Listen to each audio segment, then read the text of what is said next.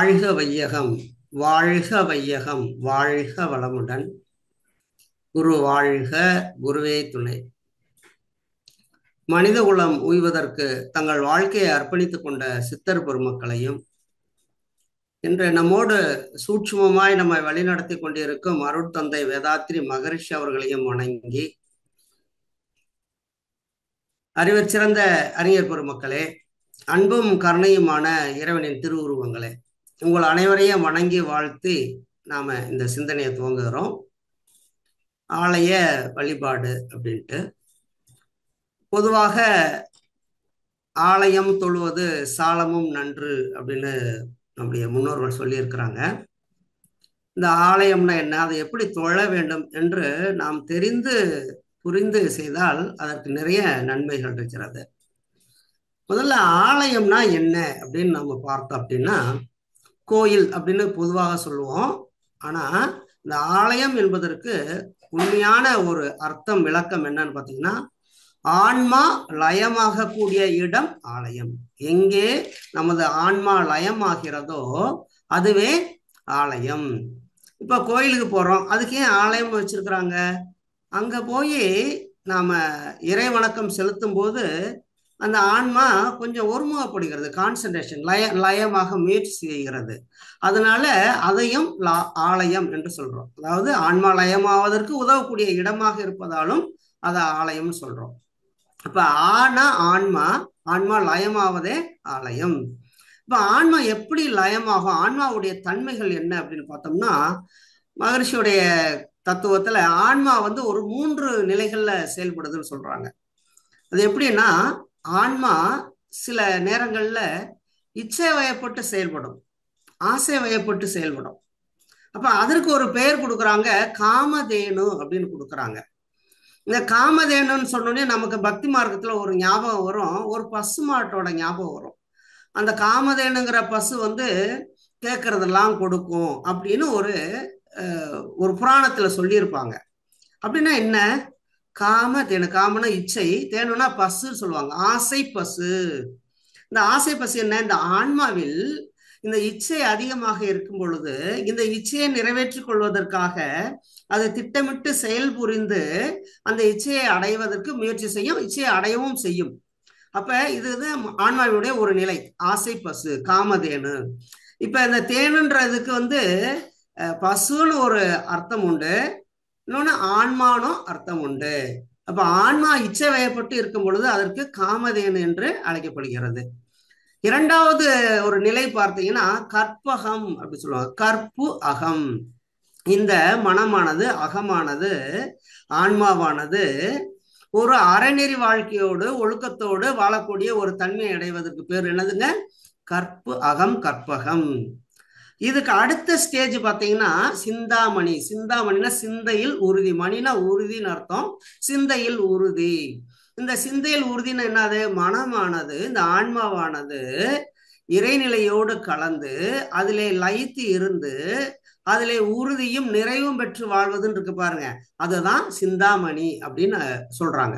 அப்ப இந்த ஆன்மாவினுடைய இந்த 3 நிலைகள் ஒவ்வொருத்தரும் ஒவ்வொரு நிலையில இருப்போம். ஒரு சிலர் காமதேனுவா இருப்போம், சிலர் கற்பகமா இருப்போம், வெகு சிலரே சிந்தாமணி என்ற நிலையில இருப்பாங்க. அப்ப இந்த நிலைக்கு நம்ம வரணும் அப்படின்னு சொல்லும் பொழுது அதற்கு எடுத்த உடனே எல்லாராலையும் வர முடியுமா அப்படின்னா அது கொஞ்சம் எல்லாராலையும் முடியும்னு சொல்ல முடியாது. எடுத்த உடனே முயற்சி செய்தால் எல்லாராலும் முடியும். ஆனா ஒரு சிலருக்கு ஒரு உதாரணத்துக்கு எடுத்துக்கிட்டோன்னா, ரமண மகரிஷி மாதிரி இருக்கக்கூடியவங்களாம் ஒரு 14 வயசுலயே அந்த உயர்ந்த நிலைக்கு வந்துட்டாங்க. மகரிஷி மாதிரி இருக்கக்கூடியவங்க ஒரு 35 வயசு அதுக்கப்புறம் வந்தாங்க.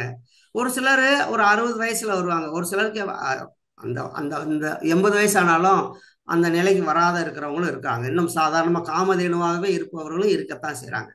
அப்ப இந்த ஆன்மா உயர்வடையணும் அப்படின்னா என்னென்ன செய்யணும்னு நம்முடைய முன்னோர்கள் ஆய்ந்து பார்த்த போது, மனமானது கண்டபடி ஓடிக்கிட்டு இருக்கிற நிலையில இருந்து மாறி ஒரு ஒருமுகப்படணும், ஒரு ஓர்மை நிலைக்கு வரணும், ஒரு கான்சன்ட்ரேஷன் அந்த நிலைக்கு வரணும் அப்படின்னு நினைச்சாங்க.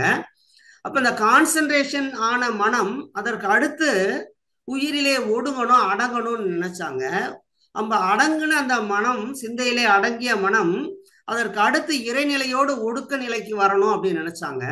அப்ப அதற்கான வழிகளை என்ன அப்படின்னு சொல்லும் போது, முதல்ல ஓர்ம நிலைக்கு கொண்டு வரணும். இந்த ஆன்மாவை ஓர்ம நிலைக்கு கொண்டு வரணும், அடுத்து அடக்க நிலைக்கு கொண்டு வரணும், அடுத்து ஒடுக்க நிலைக்கு கொண்டு வரணும்.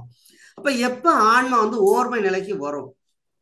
தேவைகள் அதிகமாக இருக்கக்கூடிய ஆன்மாவிலே ஓர்மை நிலை என்பதே வராது. அப்புறம் எப்படி அடக்க நிலை வரும்? அப்புறம் எப்படி ஒடுக்க நிலை வரும்? நிறைய ஆசைகளோடு இருக்கக்கூடிய ஆன்மா அந்த ஆசைகள் நிறைவேறாத வரைக்கும் எப்படி அதை கடந்து இந்த அடக்க நிலைக்கோ ஒடுக்க நிலைக்கோ போக முடியும் அப்படின்னு யோசித்த போது, முதல்ல மனிதனுடைய அடிப்படை தேவைகள் பூர்த்தி ஆகாமல் இறை உணர்வு பெறுதல் என்பது சாத்தியம் இல்லைன்னு உணர்ந்தாங்க. பசியோட இருக்கிறவன்ட்ட போயிட்டு இறைவெளி சுத்தவெளி அது தண்ணீர்க்க சூழ்ந்தழுத்து மாற்றலுடையது வற்றா இருக்குன்னு சொன்னா போயான்ட்டு போயிடுவோம். அப்ப ஒரு தேவை இருக்கக்கூடிய மனிதனுடைய அடிப்படை தேவைகள் பூர்த்தி செய்யணும். அப்படி நம்முடைய முன்னோர்கள் என்ன யோசிச்சாங்க அப்படின்னா, ஒரு மனிதன் தன்னுடைய தேவைகளை பூர்த்தி செய்துக்கணும்னா அவன் மனதிலே ஆற்றல் இருக்கணும். அந்த மனதினுடைய திறத்தை ஆற்றலை அதிகப்படுத்தணும். அதற்கு சில வழிமுறைகளை கண்டுபிடிச்சாங்க. அதுல ஒரு விஷயம் என்னன்னு பாத்தீங்கன்னா, மந்திரம், எந்திரம், தந்திரம். மந்திரம்னு என்ன? மனதின் திறத்தை அதிகரிக்கக்கூடிய சில ஒளி குறிப்புகள். அந்த ஒளி குறிப்புகளுக்கு அர்த்தம்லாம் இல்லை. இது ஒரு 51 விதமான ஒளி குறிப்புகள் அவங்க கண்டுபிடிச்சு வச்சிருக்காங்க. அதுல முக்கியமான ஒரு ஒளி குறிப்பா சொல்றது பஞ்சாட்சரம் சொல்லுவாங்க, நமசிவாயன்னு சொல்றது. அது மாதிரி பல ஒளி குறிப்புகளை உருவாக்கி வச்சிருக்காங்க. அந்த ஒளி குறிப்புகளுக்கு அர்த்தமெல்லாம் கிடையாது. அது அந்த ஒளி குறிப்புகளை நாம் திரும்ப திரும்ப உச்சரிக்கும் பொழுது நம் உடலில் இருக்கக்கூடிய காந்த ஆற்றலை தூண்டிவிடும், அவ்வளவுதான்.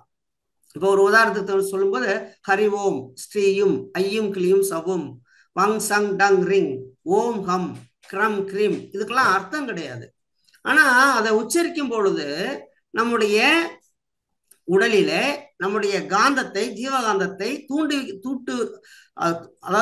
தூண்டிவிட்டு ஊக்கப்படுத்தக்கூடிய ஒரு தன்மை இருக்கிறது அப்படின்னு உணர்ந்தாங்க. அப்ப உணர்ந்த போது அந்த மந்திர சொற்களை எப்படி உச்சரிக்கணும் அப்படின்னு சொல்லி ஒரு சுலோகம் மாதிரி வடிவமைச்சாங்க. அடுத்து வெறுமனே மந்திரம் சொன்னால் பத்தாது, அதுல ஒரு என்ன மாதிரி நமக்கு தேவைகள் பூர்த்தி ஆகணுமோ அதற்கு தகுந்தாற் போல ஒரு உருவத்தை கொடுத்தாங்க. அது பிறகு எந்திரம், ஒரு டூல், ஒரு எந்திரத்தை உருவாக்குனாங்க. என்ன, ஒரு உதாரணத்துக்கு நிறைய பணம் வேணும், பொருளாதாரத்துல உயர்வடையணும் அப்படின்னு நினைக்கிறவங்களுக்கு லக்ஷ்மி அப்படின்னு ஒரு உருவத்தை கொடுத்தாங்க. அதை ஒரு கடவுள் என்று உருவப்படுத்தினாங்க. அந்த கடவுள் எப்படி இருப்பாங்க?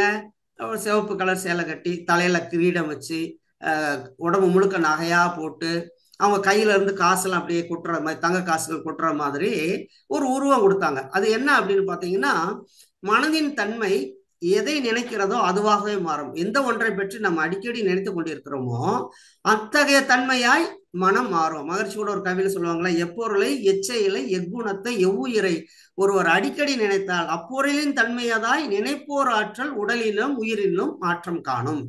அப்ப எதை பற்றி அடிக்கடி நினைக்கும் போது அதனுடைய தன்மையை நம்ம மனம் எழுச்சி பெறும். அப்ப எழுச்சி பெறணுக்கு அதுக்காக என்ன பண்ணாங்க, ஒரு லக்ஷ்மின்னு ஒரு உருவம் கொடுத்து அதுல நகைகள், பணம், அன்னைக்கெல்லாம் தங்க காசு தானே, ஸோ தங்க காசுலாம் கொட்டுற மாதிரி ஒரு உருவத்தை கொடுத்து அதை பற்றி அடிக்கடி நினைத்து அதை மந்திரத்தை உச்சரித்து கடைசியா தந்திரம். தந்திரம் என்ன தந்திரம் அப்படின்னு பாத்தீங்கன்னா, என்னன்னாலாம் எனக்கு வேணும், எனக்கு வீடு வேணும், எனக்கு நிலம் வேணும், எனக்கு பொருள் வேணும், இப்படி என்னென்ன வேணுங்கிறத ஒரு தந்திரமாக வைத்து இந்த மூன்றையும் சேர்த்து வைத்துதான் இந்த வழிபாட்டு முறைகளை உருவாக்குனாங்க.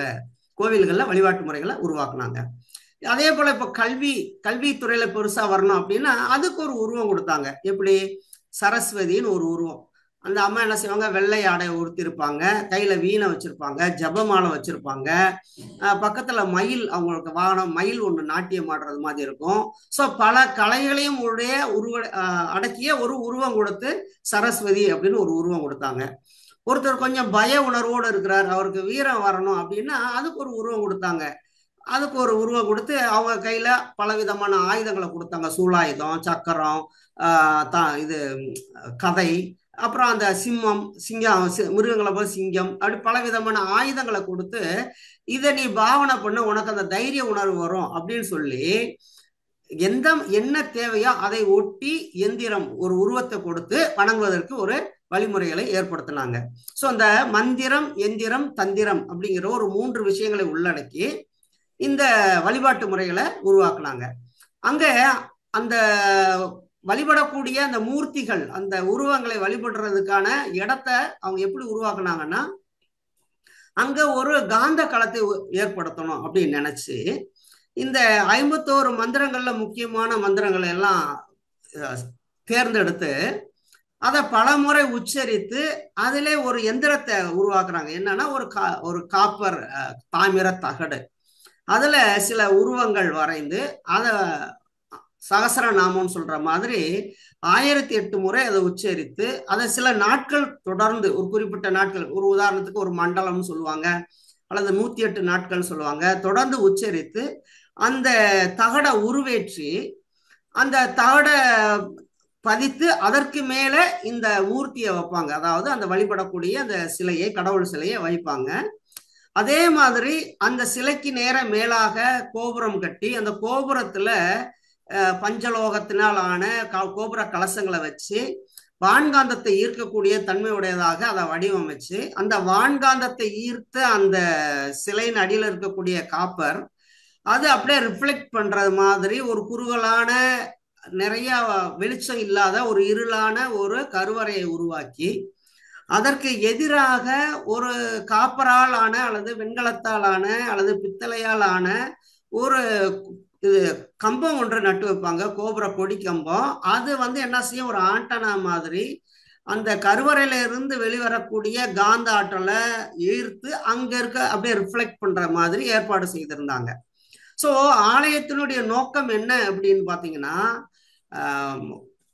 அதாவது மனதிலே குழப்பமும் மனதிலே உறுதியும் இல்லாத ஒருத்தவங்க, ஒரு சிந்தனையில பெரிய ஆழ்ந்து தவத்திலே ஆழ்ந்து செல்ல முடியாதவர்கள், சிறு வயது உடையவர்கள், இவர்களுக்கெல்லாம் ஒரு கான்சன்ட்ரேஷனை ஏற்படுத்தி ஒரு ஆற்றல் களத்துக்குள்ள அவங்கள வர வச்சு அவங்களுடைய அடிப்படை தேவைகளை பூர்த்தி செய்வதற்கான ஒரு மனோசக்தியை கொடுப்பதற்காக ஏற்படுத்தப்பட்டதுதான் இந்த ஆலயங்கள், அந்த வழிபாட்டு முறைகள். இது எல்லாமே அப்படிதான் ஏற்படுத்தினாங்க.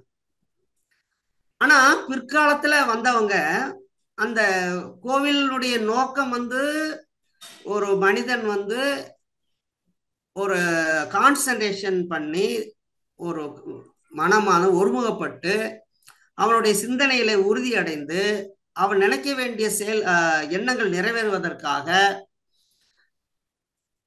அவனுடைய எண்ணங்கள் நிறைவேறுவதற்காக அவன் தொடர்ந்து அந்த ஆலயத்திலே வழிபடும் பொழுது அந்த கான்சன்ட்ரேஷன் ஆகி அவன் மன உறுதிப்பட்டு அவன் எண்ணம் வலுப்பெற்று அந்த செயல்களாற்றி அவன் தான் நிறைவேற வேண்டிய எண்ணங்களை நிறைவேற்றி கொண்டு அதற்கு அடுத்த நிலைக்கு போகணும் அப்படிங்கிறதுக்காக ஏற்படுத்தினாங்க.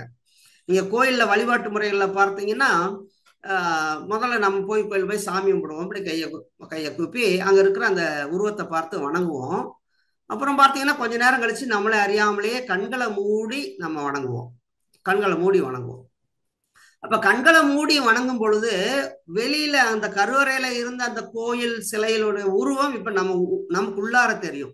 இப்ப வெளியில இருந்து உள்ள வந்துருச்சு. இப்ப உள்ள கவனிக்க ஆரம்பிக்கிறோம்.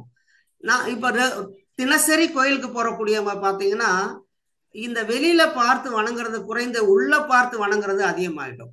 இப்ப ஒரு கோயில்ல அன்னைக்கெல்லாம் பூசாரியா இருக்கிறவங்க, அந்த குருக்களா இருக்கிறவங்க எப்படி இருப்பாங்க அப்படின்னா, மிகச்சிறந்த ஒரு மிகச்சிறந்த ஞானமுடையவர்களாக இருப்பாங்க. அப்ப அவங்க இந்த வழிபடுற முறையை பார்த்தே கண்டுபிடிச்சிருவாங்க இவங்களுடைய மனநிலை எப்படி இருக்கிறது அப்படின்ட்டு. அப்ப என்ன செய்வாங்க, ஃபார் எக்ஸாம்பிள் ஒருத்தர் போய் வழிபடுறாருன்னு சொல்லும் போது அவர் வழிபடுறதை பார்த்தோம், ஓகே இந்த பையன் கொஞ்சம் ஒரு பக்குவம் அடைஞ்சிருக்கிறான் அப்படின்னு சொல்லிட்டு அந்த குருக்கள் என்ன சொல்லுவாரு, தம்பி விபூதியை கொடுத்து பூசிட்டு நீ பிரகாரத்தை சுத்தி வந்துட்டு அங்க போய் உட்காந்துரு, நான் வர்றேன் பாரு. இவர் பிரகாரத்தை சுத்திட்டு அங்க போய் உட்காந்துருப்பாரு. இவர் குருக்கள் என்ன செய்வாரு, அந்த ஆராதனை தட்டை வச்சுட்டு போய் அந்த பையனுக்கு ஒரு தீட்சை கொடுத்து ஆகினை தவம் செய்ய சொல்லி கொஞ்ச நேரம் தவம் செய்துட்டு நீ போப்பா அப்படின்னு சொல்லிட்டு வந்துடுவார். இதை ஒருத்தவங்க பக்கத்துல பார்த்துருக்குறாங்க. அவ கோயிலுக்கு போனா சாமியை கும்பிட்டு விபூதி வாங்கி பூசிட்டு பிரகாரத்தை சுத்தி வந்துட்டு கொஞ்ச நேரம் உட்காந்துட்டு போகணும். அவங்க என்ன நினைச்சிட்டாங்க, தியானம் பண்ணணும்னு நினைக்கல, உட்காந்துட்டு போறது நினைச்சு உட்காந்துட்டு போகணும் அப்படின்னு ஒரு பழக்கத்தை ஏற்படும். இப்ப நம்ம கோயிலுக்கு போறவங்களும் ஒரு சில பேர் அப்படித்தான், எங்க கோயிலுக்கு வந்துட்டு உட்காராம போறீங்க, உட்காந்துட்டு போங்க அப்படிம்பாங்க. உட்காந்துட்டு போறது நோக்கம் இல்ல, தவம் செய்வதுதான் நோக்கம். நம்ம ஐயப்பசாமி பாடல்ல கூட சொல்லுவாங்க, கார்த்திகை மாதம் மாலை அணிந்து நேர்த்தியாகவே விரதம் இருந்து பார்த்த சாரதியின் மைந்தனே உன்னை பார்க்க வேண்டுமே தவம் இருந்து, இறைவனை உணர்வதற்கு தவம் செய்யணும்னு சொல்லியிருக்காங்க. தவம் செய்வார் தம் கர்மம் செய்வார்னு இருக்காங்க. அப்ப கோவில்களுடைய நோக்கம் என்ன? ஆரம்பத்துல இந்த சிறு வயது குழந்தைகளுக்கும் அறிவிலே இன்னமும் உயர்வு நிலைக்கு வராத முன்னம் சிந்தனை ஆற்றல் குறைவானவர்களுக்கும் அவருடைய மனோசக்தி குறைவு இருக்கிறவங்களுக்கும் அவங்களுடைய மனோசக்தியை சிந்தனை ஆற்றலை கூட்டுவதற்காக கான்சன்ட்ரேஷனுக்காக உருவாக்கி, அந்த கான்சன்ட்ரேஷன்ங்கிற நிலையில இருந்து மெடிடேஷன்ங்கிற நிலைக்கு கொண்டு வந்து, மெடிடேஷன்ங்கிற நிலையில இருந்து சமாதிங்கிற நிலைக்கு கொண்டு வருவதற்காகத்தான் இந்த கோவில்கள் ஆரம்பத்துல உருவாக்குனாங்க. ஆனா பின்னாடி வந்தவங்க என்ன பண்ணாங்க, இந்த கோவில்கள் இறை வழிபாடுங்கிறத கடந்து ஒரு வியாபார நோக்கத்தோடு மாற்ற ஆரம்பிச்சாங்க. பின்னாடி வந்தவங்க அந்த நோக்கம் மாறி எப்படி போயிடுச்சு, வியாபார நோக்கத்தோட வந்தது. அதாவது அந்த காலத்துல எல்லாம் பாத்தீங்கன்னா வாரத்துல ஒரு நாள் சந்தை போடுவாங்க. ஒரு பெரிய ஊர்ல சின்ன கிராமங்கள்ல இருந்து இருக்கக்கூடியவங்க வந்து அவங்க விளைபொருட்களை கொண்டு வந்து சந்தை போடுவாங்க. இந்த வாரத்துக்கு ஒருக்கா சந்தை இருக்கும். அதே இது மொத்தமா நிறைய பெரிய அளவுல செய்து ஒரு 6 மாசத்துக்கு ஒருக்காவோ அல்லது ஒரு வருஷத்துக்கு ஒருக்காவோ அந்த சந்தைகள் போடுவாங்க. இது தவிரவும் ஆங்காங்கே கிராமங்கள் இருக்கக்கூடியவங்க ஒன்று சேர்ந்து அவங்களுடைய பொருட்களை விற்பதற்கும் அதே சமயத்துல உறவுகளை பரிமாறிக்கொள்வதற்கும், அந்த பொண்ணு பார்க்கறது மாப்பிள்ளை பார்க்கறது அந்த மாதிரி வேலைகளுக்கு கூட இது ஒரு சந்திக்கும் ஒரு வேலை, இயல்பாக ஒரு விழாவாக ஒரு உற்சவமாக ஒரு திருவிழாவாக உருவாக்குனாங்க. ஸோ அந்த திருவிழா உருவாக்கும் போது ஒரு உதாரணத்துக்கு ஒரு 2 வாரம் திருவிழா நடக்குதுன்னு வச்சுக்கோங்களேன். அங்க இருக்கிற வியாபாரிகள்லாம் என்ன செஞ்சாங்க, நமக்கு 2 வாரம் திருவிழா நடந்தா நிறைய மக்கள் வருவாங்க, ஸோ நல்ல வியாபாரம் நடக்கும், அதுக்கு என்ன செய்யணும்னு சொல்லும்போது அந்த செலவை பொறுப்பு நான் எடுத்துக்கிறேன், ஒவ்வொரு நாளும் ஒவ்வொருத்தர் எடுத்துக்கிட்டோம்னா நமக்கு நல்ல வியாபாரம் ஆகும், 2 வாரங்கிறது நல்லா இருக்கும் அப்படின்னு சொல்லி ஒவ்வொரு வியாபாரிகளும் ஒவ்வொரு நாள் அப்படி மாதிரி எடுத்துக்கிட்டு அவங்க ஸ்பான்சர் உபயம் அப்படின்னு போட்டு அந்த திருவிழாவை நடத்த ஆரம்பிச்சாங்க. அப்ப திருவிழா நடக்க நடக்க என்ன ஆகுது, நிறைய மக்கள் கூட்டம் வருது. அப்ப உள்ளுக்குள்ளார கோயிலுக்குள்ள போய் வழிபடுறதுக்கான சூழ்நிலை இந்த வியாபாரிகளுக்கு அமையல, ஏன்னா அவங்க சேல்ஸ் ஆகுது, நல்ல வியாபாரம் நடக்குது. அப்ப என்ன செய்யறதுன்னு சொல்லும்போது, நானும் சாமி கும்பிடணுமே வழிபடணுமே அப்படின்னு சொல்லும் பொழுது உள்ள இருந்த கடவுளை சாமிய அதே போல இன்னொன்று செய்து வெளியில கொண்டு வந்தாங்க. அதுதான் வந்து உற்சவர். உள்ள இருக்கிற ஒரு மூலவர், வெளியில இருக்கிற உற்சவர். அப்ப வெளியில வருவார், அவரை நீங்க வணங்கிக்கோங்க அப்படின்னு உற்சவ மூர்த்தின்னு ஒன்ன உருவாக்குனாங்க. இது நாளாவட்டத்துல என்ன ஆச்சு, இன்னும் மக்களுடைய அதிகமா வர வைக்கிறதுக்காக நிறைய கேளிக்கை நிகழ்ச்சிகள் நடத்த ஆரம்பிச்சாங்க. கரகாட்டம், ஒயிலாட்டம், இப்படி பட்டிமன்றம், டான்ஸ் ப்ரோக்ராம், இப்படி பலவிதமான கேளிக்கை நிகழ்ச்சிகள் ஏற்படுத்தினாங்க. அதனுடைய பரிணாமமா சினிமா அப்படிலாம் வந்தது, நிறைய சினிமாக்கள் வந்தது. இன்னைக்கெல்லாம் சினிமா போடுறாங்களான்னு தெரியாது. ஒரு காலத்துல நாங்களாம் அந்த வீரபாண்டின்னு ஒரு ஊர் இருக்கும், அங்க வந்து 2 வாரம் திருவிழா நடக்கும், டெய்லி அங்கங்க சினிமா போடுவாங்க. சினிமா பார்க்கறதுக்குனே நிறைய கூட்டம் வரும், அந்த வர்ற கூட்டத்தை வச்சு வியாபாரமும் நடக்கும். ஸோ அந்த கேளிக்கைகள் வந்து அதிகமாச்சு. ஸோ ஒரு எதற்காக அந்த இறை வழிபாடு ஆலய வழிபாடு தோற்றுவித்தார்களோ அது மாறி தடமாறி வியாபாரம் செய்வதற்கான ஒரு வேலையா மாறி போச்சு. இது இன்னும் நாளாக என்ன ஆச்சு அப்படின்னு பாத்தீங்கன்னா, ஒரு நாடு இன்னொரு நாடு படையெடுத்து போறாங்கன்னு வச்சுக்கோங்க.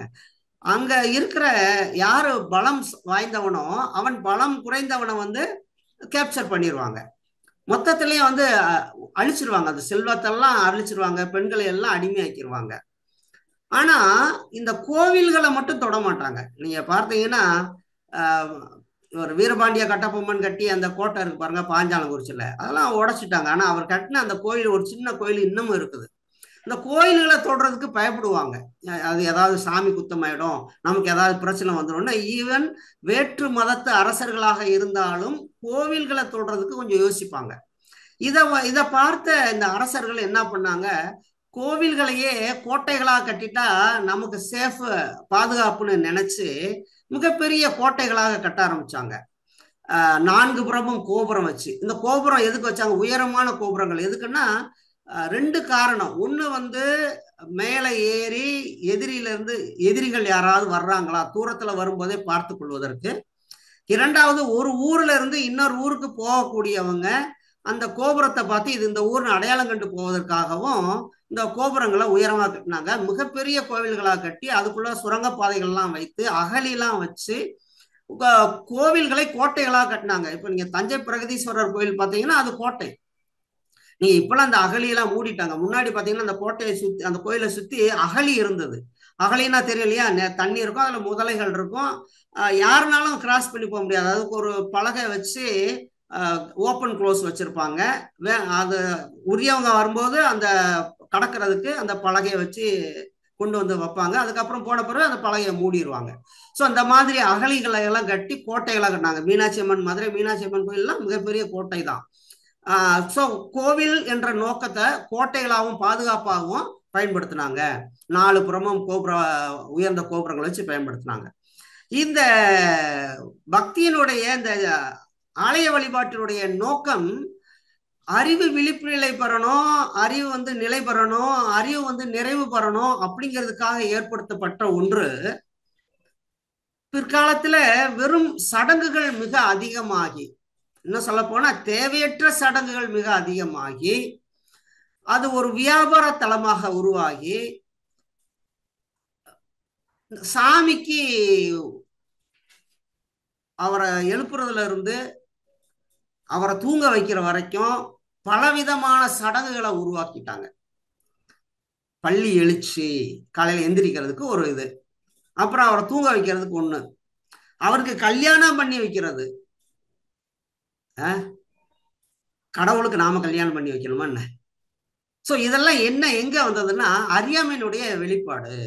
அப்ப அறிவு நிலை பெறணும், அறிவு விழிப்பு நிலை பெறுவதற்காக ஏற்படுத்தப்பட்ட ஆலய வழிபாடு பிற்காலத்துல அது தடமாறி அறிவை மழுங்கடிக்க செய்யக்கூடிய வேலையாக மாறி போயிடுச்சு. அப்ப இந்த அறிவு விழிப்பு நிலை பெறுவதற்காக உருவாக்கப்பட்டதை இன்னைக்கு மாற்றிட்டாங்கன்னு சொல்லும் பொழுது மீண்டும் அதையே திரும்ப திரும்ப செய்து கொண்டு இருப்பதிலே அர்த்தம் இல்லை. அப்ப மகர்ஷி என்ன சொல்றாங்க? அறிவு விழிப்பு நிலை பெறுவதற்கு தவம் ஆற்ற வேண்டும். இப்ப ஆக்கினை தவம் செய்யும் போது அறிவு விழிப்பு நிலை அடைகிறது. ஆக்கினை தவம் செய்து துரியத்துல நம்ம தவம் செய்யும் போது அறிவு நிலை பெறுகிறது. அந்த நிலை பெற்று தவம் சொல்லுவாங்க. துரியத்திலே அறிவு நிலை பெற்று அந்த துரிய கதவு திறந்து துரியாதீதத்தை அடையும் பொழுது அறிவு நிறைவு பெறுகிறது. இன்று நான் நிறைவு பெற்றேன் இறைவா, இன்று நான் நிறைவு பெற்றேன் எப்ப சொல்ல முடியும்? துரியாதீதம் சித்தித்தால் தெரியும். எல்லா சமயங்களிலும் இதைத்தான் சொன்னாங்க, அறிவிலே முழுமை பெறணும்னு தான் சொன்னாங்க. இப்ப கிறிஸ்தவத்துல கேளுங்கள் தரப்படும், தட்டுங்கள் திறக்கப்படும், தேடுங்கள் கிடைக்கும் என்றார் இயேசு. தேடுங்கள் கிடைக்கும் என்றார். நாங்க எதை கேட்கணும், எதை தட்டணும், எதை தேடணும்னு யாருக்காவது தெரியுமா? கேளுங்கள் தர, நீ என்ன கேட்டாலும் கொடுத்துருவாரு. எப்படி கொடுப்பாரு? அப்படின்னா கொடுக்க மாட்டாங்க. எதை கேட்கணும்? உன் மனதுக்குள்ளார நான் யாருன்னு கேட்கணும். கேளுங்கள், நான் யார் அப்படின்னு கேளுங்க, விடை கிடைக்கும். தட்டுங்கள் திறக்கப்படும். எதை தட்டணும்? சுவாசத்தினால் துரியம் என்ற கதவை தட்ட வேண்டும், துரிய கதவு திறக்கணும். தட்டுங்கள் திறக்கப்படும். அப்படி தட்டி நீங்க தேடி சுத்த வெளிக்கு போனா தேடுங்கள் கிடைக்கும். அந்த வெளியை தேடுங்கள், வெளியை உணர்ந்து கொள்ளலாம். அப்ப எல்லா சமயங்களிலும் சூட்சுமமாக சொல்லக்கூடிய ஒரு விஷயங்கள் புரிந்து கொள்ளாமல் அதை மடைமாற்றி அதை வைத்து வியாபாரம் பண்ணக்கூடிய வியாபார தலங்களாகத்தான் இன்னைக்கு பெரும்பாலான வழிபாட்டு முறைகளை மாற்றி விட்டாங்க. அப்ப சாமிஜி அறிவு விழிப்பு ஆகினை துரியம் துரியாதீதம் பெற்று நாம அறிவிலே நிறைவு பெற்று வாழணும்னு தான் மிக எளிமையாக எளிய முறை குண்டல் யோகத்தை நமக்கு வடிவமைச்சு கொடுத்துருக்குறாங்க. சரி, இந்த ஆலய வழிபாட்டிலே பலவிதமான கடவுள்கள் எப்படி உருவானாங்க அப்படின்னு பார்க்கும்போது நம்ம இந்தியாவில் பாரத நாட்டுல, பாரதம் என்பது ஒரு பெரிய கான்டினென்ட். இன்னும் சொல்ல போனா அந்த காலத்துல அறிவிலே உயர்ந்தவர்கள் இருந்த பகுதி அப்படின்னு சொல்லும்போது 2 நாடுகளை குறிப்பிடுவாங்க. ஒன்று பாரத நாடு, மற்றொன்று கிரேக்க நாடு. இந்த கிரேக்கர்கள் இந்த வான்வெளியை பற்றி ஆய்வு செய்தார்கள். அதே போல பாரத நாட்டை சேர்ந்தவர்களும் இந்த வான்வெளியை ஆய்வு செய்தார்கள். பலவிதமான அறிஞர்கள் உணர்ந்தவர்கள் இந்த 2 நாடுகளிலும் இருந்தாங்க. கிரேக்கர்கள் நினைத்தாங்க நான் மட்டும்தான் அறிவாளி அப்படின்னு கிரேக்கர்கள் நினைத்த உண்டு. ஏன்னா அவங்க அங்க கிரேக்கத்துல வாழ்ந்த அறிஞர்கள் பெரும்பாலும் என்ன சொல்லியிருக்காங்கன்னா, ஏன்னா அவங்களுக்கு அன்னைக்கு இந்த குளோபலைஸ்டு கிடையாது. அன்னைக்கு அவர்களை சுற்றி இருந்தவர்களில் அவர்கள் அறிவானவர்களாக இருந்தாங்க, சிந்தனையாளர்களாக இருந்தாங்க. அரிஸ்டாட்டில இருந்து, சாக்ரட்டிஸ்ல இருந்து, பிளேட்டோல இருந்து நிறைய அறிஞர்கள் அந்த கிரேக்க நாட்டுல உருவாகினாங்க. அதே போல இந்திய நாட்டில பலவிதமான எண்ணிக்கைலாம் இல்லை, அந்த அளவுக்கு மகான்களும் சித்தர் பெருமக்களும் ஞானிகளும் உருவான நாடு அந்த பாரத நாடு. அப்ப அந்த உணர்ந்தவர்கள் உணராதவர்களுக்கு விளக்கணும் அப்படின்னு சொல்லும் பொழுது, மனிதன் இந்த இயற்கையை மதித்து வாழணும், சமுதாயத்தை மதித்து வாழணும், தன்னை உணர்ந்து வாழணும் என்று உணர்ந்த மகான்கள் அதற்கு ஒரு வழிபாட்டு முறைகளை உருவாக்குனாங்க. ஏன்னா அறிவிலே உயராதவர்களுக்கு அறிவில் உயர்ந்தவர்கள் உயர்ந்தவர்களால் ஏற்படுத்தப்பட்டதுதான் இந்த ஆலய வழிபாடு. அப்ப எதை வழிபடணும் அப்படின்னு சொல்லும் பொழுது, நமக்கு ஆதாரமாக இருப்பது, நம்முடைய வாழ்க்கைக்கு ஆதாரமாக இருக்கக்கூடியது எதுன்னு சொல்லும் போது, முதல்ல நிலம் தான் நமக்கு ஆதாரமாக இருக்கிறது. இந்த பூமியில் தான் வாழ்கின்றோம். இந்த பூமி தான் ஒரு தாவரத்தை விளைவிக்கக்கூடிய ஒரு ஆதாரமாக இருக்கிறது. நமக்கு உணவை கொடுப்பது இந்த பூமி. எனவே இந்த பூமியை வழிபடணும் அப்படின்னு சொல்லி நிலத்தை வழிபடணும்னு சொன்னாங்க.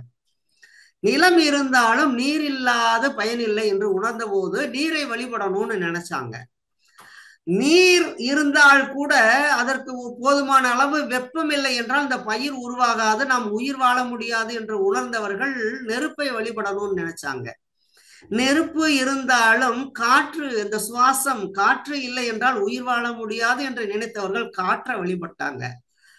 அதற்கு மேல நுணுகி போகும் பொழுது இந்த நிலம், நீர், நெருப்பு, காற்று இவற்றிற்கு மூலமே விண் என்ற நுண்ணிய துகள்கள் தான் என்று உணர்ந்த போது அந்த விண்ணை வழிபட்டார்கள். அப்ப இந்த உணர்ந்த ஞானிகள் உணராதவர்களுக்காக ஒரு உருவம் கொடுத்து வழிபடணும்னு நினைச்சாங்க. ஏன்னா எடுத்த உடனே இதை வழிபடணும் அவனுக்கு தெரியல. அப்ப என்ன செஞ்சாங்க, நிலத்தை வழிபடணும். ஏன் வழிபடணும்? அவன் நிலம் மிதிச்சுக்கிட்டு வந்துட்டு இருக்கோம், அவனுக்கு அந்த அளவுக்கு அறிவனுடைய திறம் இல்லை. அப்ப என்ன செஞ்சாங்க, ஒவ்வொன்றுக்கும் ஒரு சாமியை உருவாக்குனாங்க. நமக்கு மேல ஒருத்தர் இருக்காருப்பா, அவர் தான்ப்பா நம்ம படைச்சாரு, அவர் தான்ப்பா நம்ம காப்பாத்திட்டு வர்றாரு, அவர் தான்ப்பா மழைய பெய்ய வைக்கிறாரு, அவர் தான்ப்பா காத்தடிக்க வைக்கிறாரு, அவர் தான்ப்பா நம்மளை ஒரு நாள் முடிச்சு வைக்க போறாரு, அதனால அவரை வழிபடணும். அந்த கடவுள் எப்படி இருப்பார் அப்படி சொல்லும் பொழுது நிலத்துக்கு ஒரு கடவுள் உருவாக்குனாங்க. யாரு? பூமாதேவி, பிரஜோபதி. இப்படி நிலத்துக்கு ஒரு கடவுளை உருவாக்குனாங்க. நீருக்கு ஒரு கடவுளை உருவாக்குனாங்க, வருண பகவான். நெருப்புக்கு ஒரு கடவுளை உருவாக்குனாங்க, அக்னி பகவான். காற்றுக்கு ஒரு கடவுளை உருவாக்குனாங்க, வாயு பகவான். விண்ணுக்குன்னு ஒரு தனியா கடவுள் எப்படி சொல்லும் போது, விண்ணு எவ்வளவு இருக்குன்னு சொல்லும் போது எண்ணிக்கையற்று இருக்கிறது அப்படின்னு சொல்லும் போது, விண்ணுக்கு என்ன பண்ணாங்க, 30 முக்கோடி தேவர்கள், கவுண்ட்லெஸ். 30 முக்கோடி, அது என்ன அதை கவுண்ட் பண்ண முடியுமா? கவுண்ட்லெஸ். ஸோ 30 முக்கோடி தேவர்கள், அவர்களுக்கு ஒரு தலைவன் இருக்கா, இந்திரன் அப்படின்னு சொல்லி கடவுளர்களை, பஞ்சபூத தத்துவத்தை வச்சு கடவுளர்களை உருவாக்குனாங்க. இப்ப விண்ணை உணர்ந்த ஞானிகள் அதற்கு மேலாக மூலமாக இருக்கக்கூடிய இறைநிலையை உணர்ந்த போது, அந்த இறைநிலையே சுத்த வெளியே எல்லாமுமாக இருக்கிறது என்று உணர்ந்து அந்த சுத்த வெளியை எப்படி விளக்கணும்னு நினைச்சாங்க. விளக்க முடியல. அந்த கும்மிருட்டு பேரமீது விளக்க முடியல. இருந்தாலும் விளங்காதவர்களுக்கு எப்படி விளக்கணும்னு சொல்லும் போது ஒரு உருவத்தை கொடுத்தாங்க. அது சிவலிங்கம். அதாவது உருவமற்ற உருவம். அதற்கு ஒரு குறிப்பிட்ட உருவம் கிடையாது, உருவமற்ற உருவம். அருவத்தை உருவமாக்க சொல்லும் போது அது மௌனம், அது மோனம் அப்படின்னு சொல்லி, சிவம் சும்மா இருக்கும், அசைவற்றது என்று சொல்லி சிவம் என்று சொல்லி சைவ சமயத்தை உருவாக்குனாங்க. அந்த சிவத்தை ஒரு உருவம் கொடுத்து சிவலிங்கத்தை வழிபட சொல்லும் போது அது அவங்களுக்கு பொருத்தமா இல்லை. அன்னைக்கு வாழ்ந்தவங்களுக்கு, ஐயோ இதை போய் நம்ம ஒழுக்கட்டையா இருக்கு, இதை போய் கும்பிட சொல்ற, இதை போய் வணங்க சொல்றேன்னு சொல்லும் போது என்ன செய்யறது யோசிச்சாங்க. அப்புறம் சிவலிங்கத்துல ஒரு பட்டையை போட்டாங்க. ஒரு பட்டை, 3 கோடு போட்டா என்னங்க அர்த்தம்? சர்வ சமம்னு அர்த்தங்க. 2 கோடு போட்டா சமம், ஈக்குவல். மூணு கோடு போட்டா மேத்தமெட்டிக்ஸ்ல நீங்க படிச்சிருப்போம். மூணு கோடு போட்டா சர்வ சமம், ஆல் ஆர் ஈக்குவல் அப்படிங்கிறது மூணு கோடு போடுறது சர்வ சமம். அந்த சுத்தவெளிக்கு முன் நாம் அனைவரும் சமம் அப்படின்னு சொல்லி மூணு கோடு போட்டாங்க. அடுத்து என்ன பண்ணாங்க, இன்னும் கொஞ்சம் என்னங்க அதுவும் இன்னும் மூணு கோடு தான் இருக்கு அப்படின்னு சொன்ன உடனே ஒரு பாம்பு மாதிரி அந்த லிங்கத்துக்கு மேல ஒரு பாம்பு மாதிரி வச்சு அந்த லிங்கத்துல இருந்து பஞ்சபூதம் வந்துச்சுன்னு ஒரு 5 தலை நாகத்தை வச்சாங்க. அப்புறம் இன்னுமா ஒன்றும் சரி வரல. சரி என்ன பண்றது, இந்த மக்களுக்கு ஏதாவது சொல்லி ஆகணுமேன்ட்டு ஒரு உருவத்தை பொறுத்து கருப்பு கலர்ல ஒருத்தர் கண்ணை மூடி உட்கார வச்சு, அவர் தான் சுத்தவெளி, அவர் தான் சிவன், அவர் கண்ணுல ஒரு நெத்திக்கண் இருக்கும், அது திறந்தா நிறைய ஆற்றல் வரும், அவர் தலையில ஒரு கங்கை நீர் ஊற்று எடுக்கும், அந்த தூரியம் ஊற்று எடுத்து அவன் இறைநிலையை உணர்ந்துக்கலாம் அப்படின்னு ஒரு உருவம் கொடுத்து கற்பனையாக சிவத்தை உருவாக்குனாங்க.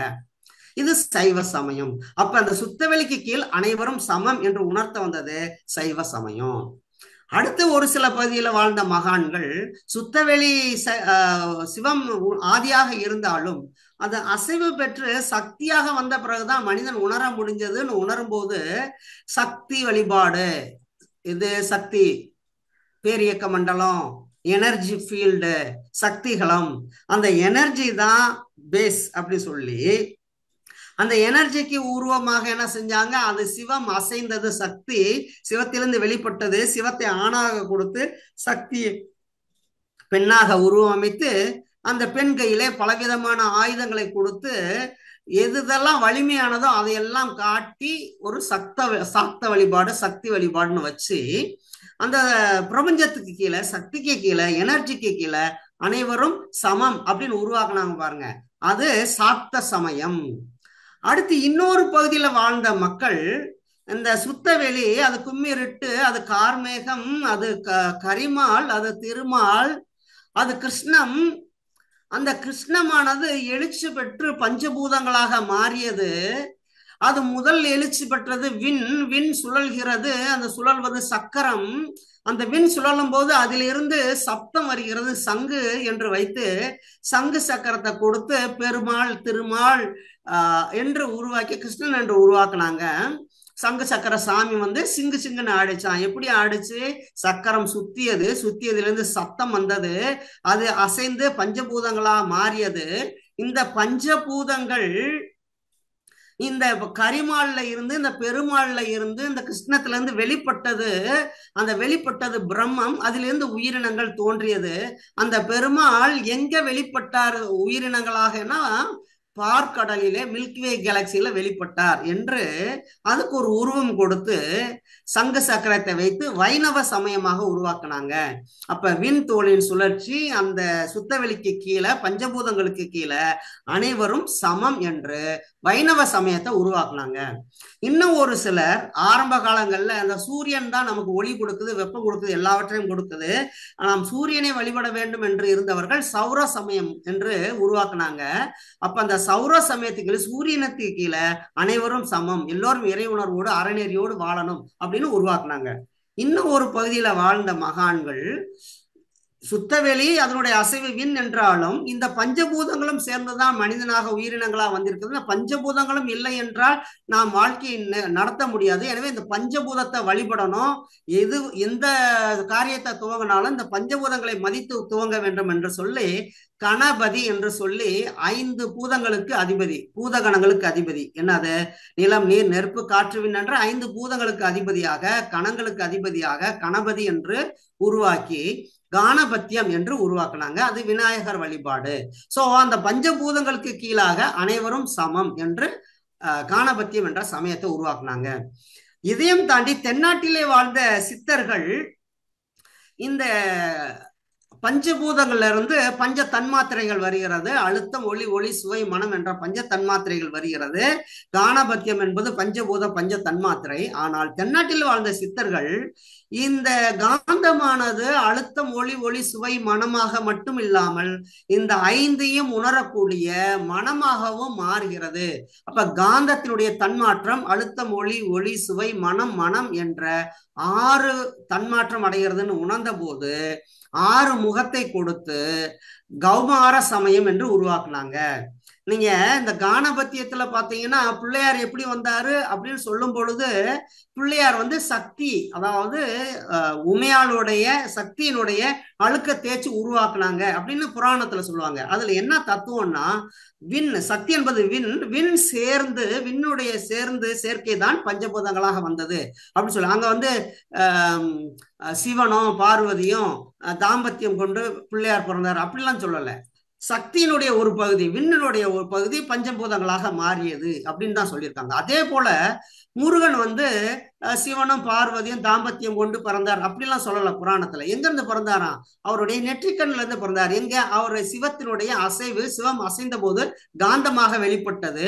அந்த காந்தமே 6 முகமாக அழுத்த மொழி ஒளி சுவை மனம் மனமாக மாறியதுன்னு சொல்ற இந்த சித்தர்கள், தென்னாட்டு சித்தர்கள் தான் அதை உணர்ந்து 6 முக கடவுள்னு வச்சாங்க. அதனாலதான் முருகன் வந்து தமிழ் கடவுள்னு சொன்னாங்க. ஏன்னா தமிழ்நாட்டுல வாழ்ந்த சித்தர்கள் உருவாக்கியதுனால முருகன் தமிழ் கடவுள். நீங்க புராணத்துல இருக்கிறத வச்சுட்டு பார்த்தோம்னா சிவன் வந்து வடநாட்டு கடவுள் தான், அங்கதான் காட்டுறாங்க இமயமலை. சக்தி அவங்க கூடயே தான் இருக்கிறாங்க. பிள்ளையாரும் வடநாட்டு கடவுள் தான், இப்போதான் இங்க வந்து ஃபேமஸ் ஆயிட்டாருங்க. ஆக்சுவலா பிள்ளையார வந்து நார்த் இந்தியாவில் உருவாக்குன கடவுள் தான், வணக்கம் தான். அது பின்னாடி இந்த வாதாபி கொண்டான் அந்த மாதிரி அரசர்கள் இந்த பக்கம் வரும் பொழுது கணபதியை கொண்டு அதனாலதான் வாதாபி கணபதினு கூட சொல்லுவாங்க. வாதாபிங்கிற நகரத்துல இருந்து இங்க கொண்டு வந்த வழிபாட்டு முறை கணபதி வழிபாடு. சோ அப்பா வந்து வடநாட்டுக்காரு, அம்மாவும் வடநாட்டுக்காரங்க, அண்ணனும் வடநாட்டுக்காரன், தம்பி மட்டும் எப்படிங்க தமிழ்நாட்டுக்காரராக மாறினாரு? உடனே அதுக்கு ஒரு புராணத்தை சொன்னாங்க. ஞானப்பழம் வச்சாரு, கோவிச்சுக்கிட்டு தென்னாட்டுக்கு வந்துட்டாரு, தமிழ்நாட்டுக்கு வந்து தமிழ்நாட்டு மக்களால் போற்றப்பட்டாரு அப்படின்னு பழனிக்கு வந்துட்டாருன்னு அதுக்கு ஒரு புராணத்துல ஒரு கதையை சொல்லுது. ஆக்சுவலா அது இல்ல, தென்னாட்டில் வாழ்ந்த தமிழ்நாட்டில் வாழ்ந்த சித்தர்கள் தான் இந்த வழிபாட்டு முறையை ஏற்படுத்தினாங்க. முருக வழிபாடு. முருகன்னா அழகன் அர்த்தம், முருகு என்றால் அழகு என்று அர்த்தம், முருகன்னா அழகன் என்று அர்த்தம். யாரு அழகா இருப்பாங்க? காந்தம் யாருக்கெல்லாம் நிறைய இருக்கோ அவங்களாம் அழகா இருப்பாங்க. குழந்தைகள் அழகா இருப்பாங்க, ஏன்னா குழந்தைகளுக்கு காந்தம் நிறைய இருக்கும். ஞானிகள் அழகா இருப்பாங்க, ஏன்னா ஞானிகளுக்கு காந்தம் அழகா இருக்கும். இப்ப நாமெல்லாம் அழகா இருக்கிறோமான்னு பாத்துக்கோங்க.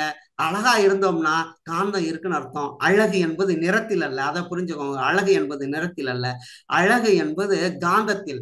காந்தம் அதிகமா இருந்தா அட்ராக்ஷன் இருக்கும். அட்ராக்ஷன் இருந்துச்சுன்னா 75 வயசுல சூப்பர் ஸ்டாரா நடிச்சுக்கிட்டு இருக்கலாம். அதுக்கு அதை தரக்கூடியது எது? அந்த காந்தத்தை தரக்கூடியது எது? தவமும். தவம் முக்கியமா, தவம், தற்சோதனை, வாழும் முறை, அதுதான் நமக்கு அந்த காந்தத்தை பெருக்கக்கூடியது. அப்ப முருக வழிபாடு என்பது காந்த வழிபாடு, ஆறுமுகம் என்பது காந்த வழிபாடு. இப்படித்தான் இந்த 6 சமயங்கள் தோன்றின. இததான் வந்து இவர் அருணகிரிநாதர் வந்து பாடுறாரு. ஏறுமையில் ஏறி விளையாடு முகம் ஒன்று, ஈசனோடு ஞான மொழி பேசும் முகம் ஒன்று, கூறுமடி யார்கள் வினை தீர்க்கும் முகம் ஒன்று, குன்றுருவ வேல் வாங்கி நின்ற முகம் ஒன்று, மாறுபடு சூரனை வதைத்த முகம் ஒன்று, வள்ளியை மனம் புரிய வந்த முகம் ஒன்று, ஆறுமுகமான பொருள் நீ அருள வேண்டும், ஆதி அருணாச்சலம் அமர்ந்த பெருமானே அப்படின்ற. என்ன சொல்றாரு? முருகா, நீ மயிலேறி வந்த போது ஒரு முகம்தான் இருந்தது, நீ உங்க அப்பாவுக்கு பாடம் சொன்ன போது ஒரு முகம்தான் இருந்தது, உன்னுடைய பக்தர்களுடைய குறையை வினையை தீர்க்கும் போது ஒரு முகம்தான் இருந்தது, நீ உங்க அம்மாட்ட வேல் வாங்கி நின்ன போது ஒரு முகம்தான் நின்னது, நீ சூரனை வதைத்த போது ஒரு முகம்தான் இருந்தது, வள்ளிய கல்யாணம் பண்ணிக்கிட்ட போது ஒரு முகம்தான் இருந்தது, எங்க பார்த்தாலும் உனக்கு ஒரு முகம்தான்டா இருந்துச்சு, நீ எப்போடுறா 6 முகமான, நீ அதை சொல்ற அப்படின்றாரு. 6 முகமான பொருள் நீ அருள வேண்டும், ஆதி அருணாச்சலம் அமர்ந்த பெருமானே. யாது ஆதி அருணாச்சலம்? சுத்தவெளி. சுத்தவெளியில நீ வந்த, எப்படி வந்தா சொல்லு அப்படின்னு கேட்கிறாரு. மகரிஷி சொல்லுவாங்க, அருணகிரிநாதர் என்கிட்ட கேட்டிருந்தா நான் சொல்லியிருப்பேன், இந்த அழுத்த மொழி ஒளி சுவை மனம் மனம் தான் ஆரம்பங்கிறத நான் அருணகிரிநாதர் என்கிட்ட கேட்டிருந்தா சொல்லியிருப்பேன், என்ன பண்றது, அவர் எனக்கு முன்னாடி பிறந்துட்டாரு அப்படிம்பாங்க. ஸோ அந்த மாதிரி இந்த ஆலய வழிபாட்டுடைய நோக்கம் என்னன்னு பார்த்தீங்கன்னா இறை உணர்வு பெறுதல். அப்ப இந்த இறை உணர்வு பெறுவதற்கு வெளியில பல சடங்கு முறைகளை உருவாக்குனாங்க. அதுதான் யாகம். வேள்வி வளர்த்து மந்திரங்கள் சொல்லி மனதை ஒருமுகப்படுத்துவதற்காக சில ட்ரிக்ஸ் பயன்படுத்தாங்க, அது யாகம். அதுவே உள்ளுக்குள்ளார நீங்க கவனிச்சு உள்ளுக்குள்ளார நம்ம அந்த உள்ள இருக்க குண்டலி சக்திங்கிற நெருப்பை உணர்ந்தோம்னா அதுக்கு பேர் தான் யோகம். சோ விக்கிரங்கள் எதற்கு ஏற்படுத்தினாங்க? அவனுடைய பொருள் தேவைகளை, அடிப்படை தேவைகளை பூர்த்தி செய்வதற்காக அருவத்திலிருந்து வந்த உருவத்தை கொடுத்து அந்த உருவத்தின் மூலமாக அதை என்ன சொல்லுவாங்க, மனோசித்திர யோகம் சொல்லுவாங்க. அந்த மனதை அதற்கேற்ற போல மாற்றிக்கொண்டு செயல்கள் புரிந்து நன்மை அடைவதற்காக இந்த உருவ வழிபாடை உருவாக்குனாங்க. அதே போல சில விஷயங்கள்ல வந்து மருத்துவ தன்மையிலையும் வச்சிருக்காங்க. ஒரு குங்குமம் பூசுறது, ஊதி பூசுறதுலாம் அந்த காலத்துல மஞ்சள்ல செஞ்சிருப்பாங்க. மஞ்சள் என்பது நோய் எதிர்ப்பு சக்தியை கொடுக்கக்கூடியது.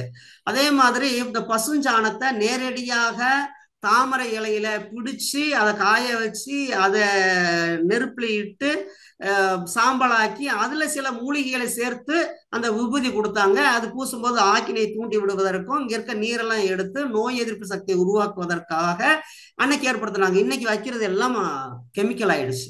ஸோ இன்னைக்கு விபூதி பூசுறது, குங்குமம் பூசுறது தேவையான்னு நீங்க யோசிச்சு பாருங்க, தேவையில்லை. ஸோ பலவிதமான நம்பிக்கைகளை மறைமுகமாக அன்னைக்கு வச்சிருந்தாங்க. நிலப்படியில மஞ்சளை பூசுவாங்க. எதுக்கு பூசுவாங்க? அன்னைக்கு வந்து இன்னைக்கு இருக்க மாதிரி டைல்ஸ் எல்லாம் கிடையாதுங்க. அதனால வந்து புழு பூச்சி வரக்கூடாது. வர்ற காற்று அந்த மஞ்சள்ல பட்டு வந்தா நல்லா தூய்மையான காற்றா வரும். மாவிலை தோரணம் கட்டுனாங்க. எதுக்கு? மாவிலையில பட்டு வரக்கூடிய காற்று நல்லா ஆக்சிஜன் நல்லா கிடைக்கும். அங்கங்க ஆலமரத்தை, அரச மரத்தை, வேப்ப மரத்தை நட்டு வச்சாங்க. தூய்மையான ஆக்சிஜன் உருவாகும். அங்க ஒரு கடவுளாக நினைச்சு வழிபட்டாங்க. ஆனா அதை வெட்டிடக்கூடாதுங்கிறதுக்காக.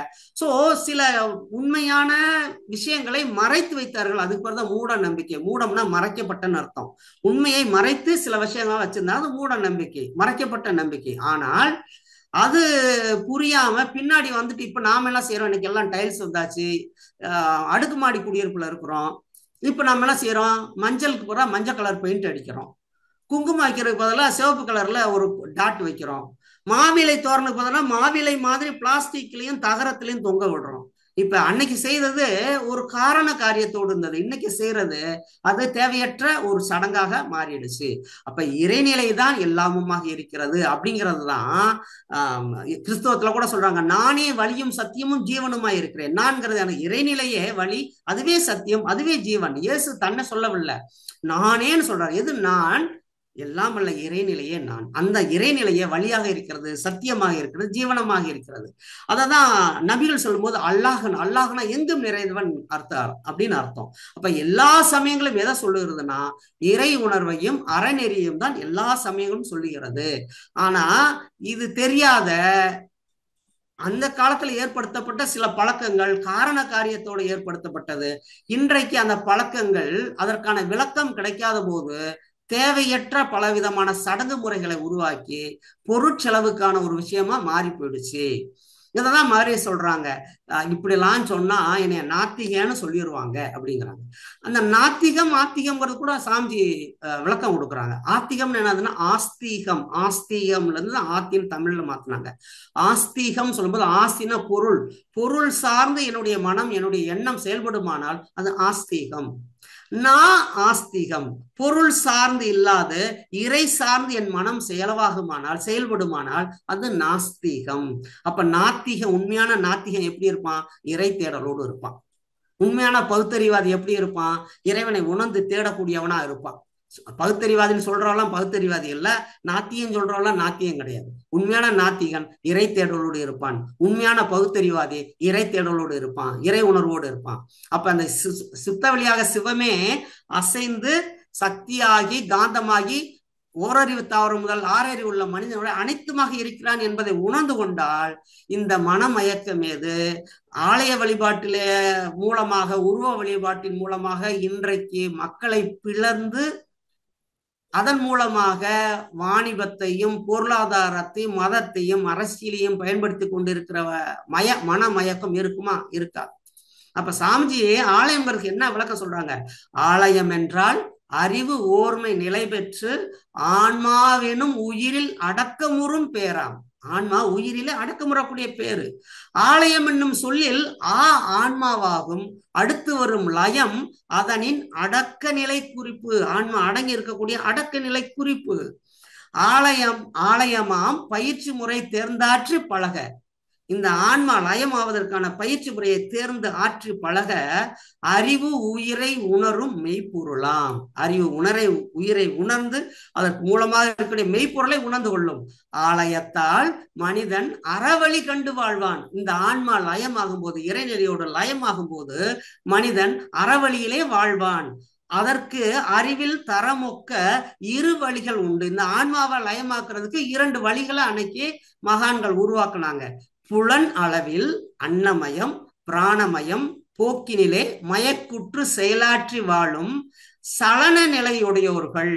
எப்படி புலனளவுல இந்த அன்னமய கோஷத்துல மனமய கோஷத்திலையும் சுழண்டுகிட்டு இருக்கக்கூடியவங்க, அந்த மயக்கப்பட்டு செயல்பட்டு கொண்டு இருக்கக்கூடியவங்க சலன நிலை உடையவர்கள். அவங்களுக்கு தங்கள் மனம் ஒன்ற, அவங்களுடைய மனமும் ஒன்றுபடுவதற்காக சார் பொருள் உருவம், அதை சார்ந்திருக்க ஒரு உருவத்தை உருவாக்குனாங்க. ஒளி ஒரு மந்திரத்தை உருவாக்குனாங்க. 2ல் ஒன்று வேணும். ஒன்று உருவத்தை வச்சு வணங்குறது, ஒளியை வச்சு வணங்குறது. அந்த கான்சன்ட்ரேஷனுக்காக உருவாக்குனாங்க. நான் கூட ஆரம்ப காலத்துல பாத்தீங்கன்னா எழுத்தாளர் பாலகுமாரனை படிச்சு தான் நான் மனவளக்கலைக்கு வந்தேன். அவர் கற்றுக்கொண்டால் குற்றம் இல்லை அப்படின்னு ஒரு தொடர் எழுதினாரு. அதுல ஒவ்வொரு மாதமும் ஒரு முறைகளை சொல்லிக் கொடுப்பார். ஒரு மாதம் பிராணாயாமத்தை பற்றி சொல்லிக் கொடுப்பார். ஸோ நான் பிராணாயாமம் செய்து கொண்டே இருந்தேன். ஒரு மாதத்துல மந்திர ஜபத்தை பற்றி சொல்ல, கிளிம் கிளிம் கிளிம்னு மனதுக்குள்ளார அதாவது வாய் திறக்காம உள்ள உச்சரிக்கணும் அப்படின்னு ஒரு மந்திர ஜப முறை சொல்லி அதை நான் பிராக்டிஸ் பண்ணேன். இப்படி அவர் சொன்னதெல்லாம் பிராக்டிஸ் பண்ணிட்டு வந்தேன். நல்ல வேளை அவர் கடைசியா தியானம் செய்யணும்னு சொல்லும் போது இப்படி தியானம் செய்யன்னு சொல்லலை, நீ ஒரு குருவை அடைந்து தியானம் செய் அப்படின்னு சொல்லி முடிச்சாரு. அப்படி குருவை தேடி கண்டடைஞ்சதுதான் நான் வேதாத்திரி மகர்ஷியை நம்ம கண்டடைந்தோம். சோ எத்தனையோ மகான்கள் இந்த உலகத்துல தோன்றியிருந்தாலும் இந்த காலத்திற்கு ஏற்றாற் போல என்னை போன்ற பாமரனும் புரிந்து கொள்ளும் அளவிற்கு கொடுத்தது யாருன்னா வேதாத்திரி மகர்ஷி தான். அப்ப இந்த மாதிரி ஒளி உருவம் கடந்து ஆரம்ப காலத்துல ஒளி உருவத்தை வச்சு வணங்கி கொண்டிருந்தோம். புலன் அறிந்து செயலாற்றும் பண்பு பெற்றோருக்கு இந்த 5 புலன்களை அறிந்து உயிரை அறிந்து இப்ப நாம தவம் செய்யக்கூடிய பண்பு வந்துருச்சு. நம்ம இப்ப உயிரை உணர்றோம், இறைநிலையோடு தவம் செய்யக்கூடிய தன்மை வந்துருச்சு. வந்த பிறகு பரத்தினிலே உயிரில் அறிவு லயமாக, பரத்தினிலே உயிரில் அறிவு லயமாக தன்னறிந்த பேரறிஞர் அகநோக்கு நின்று நமக்குள்ளார போய் ஞான பேரடைந்து வழி உணர்வுக்கு தவமே.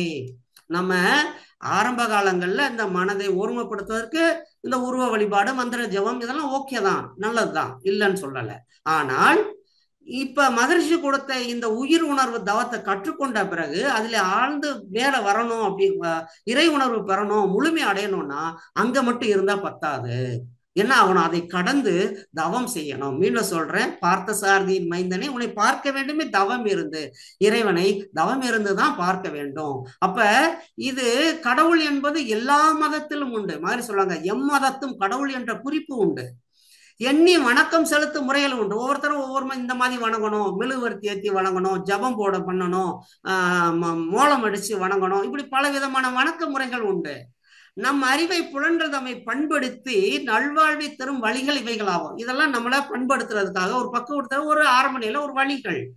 இம்முறை பண்பட்ட அறிவில் வேகம் இறைவனை கண்டடைந்து விட, இப்ப இதனுடைய முடிவுல தவம் செய்து இறைவனை உணர்ந்த பிறகு இதெல்லாம் மீறும் அப்போ அம்முறையில் அறிவினிலே ஆதி காணும் அத்துவித ஆசனத்தில் அமரவாரீர்.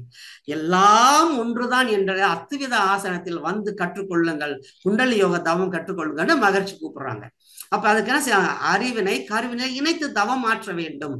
கருவெளிப்பு புறுமையம் அமர்ந்து தவம் மாற்ற கற்பதற்கு அன்னைக்கெல்லாம் வயசு 18. ஏன்னா அன்னைக்கெல்லாம் ஏஜ் அட்டன் பண்றது 17 வயசு 18 வயசுல அட்டன் பண்ணாங்க. அதனால 18 வயசுன்னு வச்சாங்க.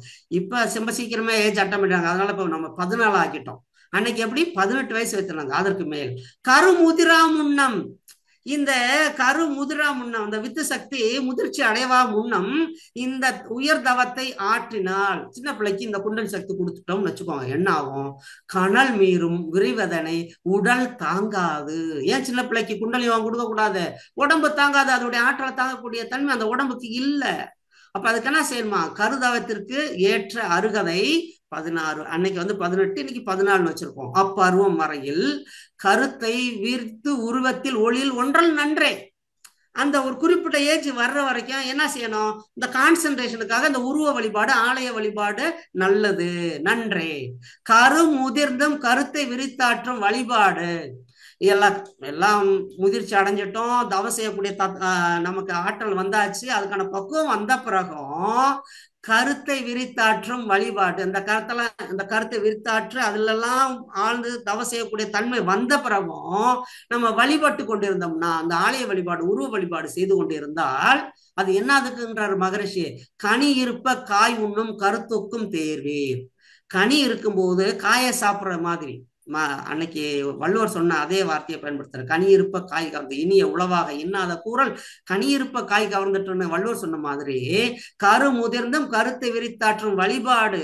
கரு முதிர்ந்த பிறகும் தவம் செய்யாம அந்த சிலை வணக்கத்திலையும் ஆலய வழிபாட்டிலையும் இருந்தோம் அப்படின்னா, கனி இருப்ப காய் உண்ணும் கருத்துக்கும் தேர்வுங்கிறார். கனி இருக்கும்போது காயை சாப்பிட்ற மாதிரி. இதேதான் சுவாமி விவேகானந்தர் சொல்றார். அதாவது சிறு வயதிலே விவேகானந்தர் சொன்னதுங்க, சிறு வயதிலே ஒருவன் ஆலயம் சென்று வழிபடவில்லை என்றால் அவனிடம் ஏதோ பிரச்சனை இருக்குது என்ற அர்த்தம். அவன்கிட்ட ஏதோ ப்ராப்ளம் இருக்குதுங்க. சின்ன வயசுல கோயிலுக்கு போகலன்னா. 40 வயதிற்கு மேலும் ஒருவன் கோவிலுக்கு சென்று கொண்டிருந்தால், ஆலய வழிபாடு செய்து கொண்டிருந்தால் அவனிடம் ஏதோ பிரச்சனை இருக்கிறது என்ற அர்த்தம்ங்கிறாரு விவேகானந்தர். அதாவது சின்ன வயசுல கோயிலுக்கு போகாட்டியும் தப்பு, 40 வயசுக்கு மேலேயும் கோயிலுக்கு போயிட்டு இருந்தேன்னா நீ தேர்றது கஷ்டம்ப்பா, வாய்ப்பு இல்லை, தேர்றதுக்கு வாய்ப்பு இல்லை அப்படிங்கிறாரு சுவாமி விவேகானந்தர். அப்ப அதுக்கு சாமி என்ன சொல்றாங்க, ஒரு வழி கொடுக்குறாங்க. அறிவதனை கருவி நிலை இணைத்து தவம் மாற்ற ஐம்புலன்கள் அமைதி பெறும் அருகுணமும் சீராம். இந்த 5 புலன்கள் அமைதி பெறும் அருகுணம் சீரடையும். அறிவு தன் விழிப்பு நிலை பிறலாத தெளிவில் 5 பெரும் பழிச்செயல்கள் விளைய வழியேது. அறிவு தன் விழிப்பு நிலையில நல்லா ஆழ்ந்து அந்த இறைவுணர்வு பெற்று வாழும்போது 5 பழிச்செயல்கள் விளையாது. அறிவில் உயிரில் அடங்கி அந்நிலையில் மேலும் ஆழ்ந்து ஒடுங்கி துரியம் நிற்க முன்வினை போகும். துரியத்தை ஆழ்ந்து நிற்க முன்வினை கழிய ஆரம்பிக்கும். அறிவு துரியாதீத நிலை நிற்க நிற்க ஆதியாம் மெய்ப்பொருள் அரும் பிறவி தொடரே. நம்ம வந்த நோக்கம் நிறைவேறும். அரும் பிறவி தொடர் முழுமடையும், பிறவி தொடராது. அப்ப சிறை வணக்கத்துக்கு எது எல்லை? இறைநிலையே அறிவாக இருக்கும்போது இவ்வறிவை சிலை வடிவத்தில் எல்லை கட்டி குறைபோக்க பொருள் புகழ் செல்வாக்கு வேண்டி கும்பிட்டு பலன் கண்ட வரையில் போதும். இறைநிலையே அறிவாக இருக்குது. இதை ஒரு சிலையில எல்லை கட்டி வச்சு குறைபோக்க பொருள் புகழ் செல்வாக்கு வேண்டி கும்பிட்டு பலன் கண்ட வரையில் போதும். பலன் கண்டுட்டீங்க, கும்பிட்டு செல்வாக்குலாம் வந்தாச்சு, பொருள்லாம் வந்தாச்சு, நல்லா இருக்காச்சு, அதோட போதும், விட்டுரு. நிறைநிலைக்கு அறிவு விரிந்து உண்மைக்கான நேர்வழியாம் அகத்தவத்தை குருவால் பெற்று, குருவின் மூலமா அகத்தவத்தை பெற்று முறையாக பயின்று நமக்குள்ளார முறையாக பயின்று உன்னில் இறையை தேட முனைந்திடுவீர். காலம் வீணாக்க வேண்டாம், வேஸ்ட் பண்ணாதீங்க. நேரத்தை வேஸ்ட் பண்ணியிருக்காங்க. ஓடி ஓடி ஓடி ஓடி உட்கலந்த ஜோதியை நாடி நாடி நாடி நாடி நாட்களும் கழிந்து போய் வாடி வாடி வாடி வாடி மாய்ந்து போன மாந்தர்கள் கோடி கோடி கோடி கோடி எண்ணிறந்த கோடிங்கிறார் ஒரு மகான். இந்த உட்கலந்த ஜோதியை, உனக்குள்ளாக அறிவாக இருக்கக்கூடிய அந்த ஜோதியை ஓடி ஓடி ஓடி உட்கலந்த ஜோதி நாடி நாடி வாடி வாடி வாடி மாய்ந்து போனவர்கள் எவ்வளவு? கோடி கோடி கோடி கோடி எண்ணிறந்த கோடிங்கிறாரு அந்த சித்தர். அப்ப இன்னும் வெளியிலேயே ஓடிக்கிட்டு இருக்காதீங்க, உள்ளுக்குள்ளார போங்க, கடந்து உள்ளு போங்க. அப்ப ஆலய வழிபாடுங்கிறது என்ன? தெய்வத்தை போற்றி வழிபட்டு வாழ்வோர் சிந்தனையும் மேற்கொண்டால் சிறந்து உயர்வார். நீங்க பக்தியில வழிபடும் போது சிந்திக்க ஆரம்பிங்க. கடவுளை வழங்கும் போது கருத்தினை உற்றுப்பார். கடவுளாய் கருத்தை காணும் காட்சியை காண்பாய் ஆங்கிறார் மகரிஷி. அப்ப சிந்தனையில் மேற்கொண்டால் சிறந்து உயர்வார். ஐயுணர்வும் சீர்திருத்தம் ஆற்றல் ஓங்கி அவர் தகமை நன்குணர்வார். அறம் தலைக்கும். சிந்திக்கணும், ஏன் எதற்கு எப்படி என்று சிந்திக்கணும். உடல் எதுக்காக இந்த உருவ வழிபாடு உருவாக்குனாங்க? உடல் நலம், அறிவோடு செல்வம், கீர்த்தி, ஒழுக்கம், வீரம், அழகு, காதல், ஞானம், கடமை உணர்வு இவை பெற்று இனிது வாழ கற்பனையால் கருத்துயர்த்த நினைத்த முன்னோர் உடல் நலம் முதலான ஆற்றல் எல்லாம் ஒன்றிணைத்து உருவமைத்த நம்புவதற்கு கடவுள் கதைகள் பலவும் கற்பித்தார்கள். கருத்துயர்ந்தோருக்கு இச்சடங்கு தேவையில்லை. அதாவது அறிவு நிலையில உணரா முன்னும் அவங்களுக்கு அது தேவை. அதுல அந்த தவ நிலைக்கு வர்றவர்களுக்கு அது தேவையில்லைன்றார். நிறைவாக அமைதியோடு வெற்றி கண்டு வாழ நில உலகில் மக்களிடம் அன்பு காட்ட வேண்டும். அன்பு செலுத்துங்க. அன்பே சிவம். அன்பாய் இருக்கிற இடத்தில் தேவன் இருக்கிறார். இறைவன் அளப்பரிய கருணையாளன். எல்லா சமயங்களும் அதைத்தான் சொல்லுது. அன்பே சிவம் என்று சொன்னார்கள். இயேசு இறைவன் எங்க இருக்கிற கேட்கும் போது அன்பாய் இருக்கிற இடத்தில் தேவன் இருக்கிறான்னு சொன்னார் இயேசு. நபிகள் சொன்னார் இறைவன் எப்படிப்பட்ட அளப்பரிய கருணையாளன் சொல்ல. எல்லாரும் அன்பைத்தான் சொல்றாங்க. குறை காணும் பழக்கத்தை விட்டு விட்டு நல்ல குணங்களையே பாராட்டும் பண்பு கொள்ள வேண்டும். குற்றம் பார்க்கும் குறையோடங்கிற சாமிஜி. மற்றவங்களுடைய குறையே பார்த்துக்கிட்டு இருக்காதீங்க. அவங்கள்ட்ட இருக்க நல்ல குணங்களை பாராட்டி பாருங்க. மண்டத்துல சர்வீஸ் பண்றாங்க, சின்ன பிரச்சனை இருக்குது, அந்த பிரச்சனையை பெருசாக்காதீங்க. அவங்க செய்த நல்ல காரியங்களை பாராட்டுங்கன்னு சொல்றாங்க. உறைவிடமும் உணவும் பால் உறவும் மதிப்போடு உழைத்து பெற்று அளவு முறையோடு தூக்க வேண்டும். எது இடம், இருப்பிடம், உணவு, பாலுறவு இதெல்லாம் அளவு முறையோடு இருக்கணும். மறைபொருளாம் மெய்ப்பொருளை அறிய அருட்குருவை மதித்து தப்பாது குரு உயரும் மதிப்போர் தம்மை தரத்தில் உயர்த்தி பிறவி பயனை நல்கும். அருட்குருவை மதித்து தவம் கற்று பற்றி வாழ வேண்டும்ங்கிற மகரிஷி. அப்ப சின்ன வயதுல இருக்கிறவங்களுக்கு கடவுள் பக்தி, ஆலய வழிபாடு நிச்சயம் தேவை. அதை கடந்து விட்ட பிறகு அதை கடந்து உள் சென்று நமக்கு மூலமாக இருக்க இறைநிலையை உணர வேண்டும். மகரிஷி சொல்றாங்க, அவர் சின்ன வயதா இருக்கும்போது அந்த பக்தி பிள்ளையாருக்கெல்லாம் பூஜைலாம் பண்ணுவாரு. அவருக்கு ஒரு முறை குளிருதுன்னு சொல்லிட்டு வெந்நி வச்சுலாம் ஊத்துனாராம். மார்கழி மாசம் குளிர்மே பிள்ளையாருக்கு, அப்படி வச்சு வெந்நி வச்சு ஊத்துனாராம். அப்புறம் ஒரு நாள் அழுக்கு மாதிரி இருந்துச்சான். இதெல்லாம் பிள்ளையாருக்கு இவ்வளவு அழுக்கு இருக்குன்னு சொல்லிட்டு இந்த கொட்டாங்கச்சி எடுத்து சுரண்டி எடுத்தாராம், சரட்டை எடுத்து சுரண்டி எடுத்தாராம். அவங்க அப்பா என்னடா பண்றாங்க, பிள்ளையாருக்கு பாரு இவ்வளவு அழுக்கு இருக்குப்பா, அதெல்லாம் சுரண்டேனாராம். அது வந்து சிறு பிள்ளைல அப்படித்தான். நம்ம சின்ன பிள்ளைல சொப்பு வச்சு விளையாடும் பாருங்க. சின்ன சின்ன சொப்பு வச்சுட்டு ஓகே தண்ணி எடுத்துட்டு வா, கொஞ்சம் அரிசியை போடு, கொஞ்சம் பருப்பு போடு, சோறு கூட்டு, காய்கறி வெட்டி போடு, சமைச்சு சாப்பிட்டு நீ கொஞ்சம் சாப்பிட்டு படுத்து தூங்குவோம் அப்படின்னு சின்ன பிள்ளைய சொப்பு விளையாட்டு விளையாடுவோம். அது போலதான் இது இப்ப நம்ம பண்ணிக்கிட்டு இருக்கிற. இன்னைக்கு வந்து நிறைய பேரு கடவுளை வச்சு பண்ணிட்டு இருக்காரு பாருங்க. அவருக்கு தாலாட்டு பாடுறது, அவரை தூங்க வைக்கிறது, அவருக்கு கல்யாணம் பண்ணி வைக்கிறது, அவரை பள்ளி அறைக்கு அனுப்பி வைக்கிறது, இது எல்லாம் என்ன சாமி சொல்றாங்க பாருங்க. கடவுள் தான் அனைத்தையும் படைத்தான் என்றேன், கடவுள்தான் அனைத்தையும் படைத்தான் என்றேன். கண் காது மூக்கு வைத்து கதைகள் சொன்னேன், அதுக்கு பல கதைகள் சொன்னேன். கடவுள் என்று கற்சிலையை அறையில் வைத்து கதவு அடைத்து பூட்டியும் வைத்தேன். கடவுளுக்கு யாரு பாதுகாப்பு? நம்ம தான் பாதுகாப்பு. கடவுள் என்று கற்சிலையை அறையில் வைத்து கதவு அடைத்து பூட்டியும் வைத்தேன். பின் அந்த கடவுளுக்கு பசி தீர்க்க பால், நெய், தேங்காய், கனி வகைகள் கற்சிலை முன் படைத்தேன்.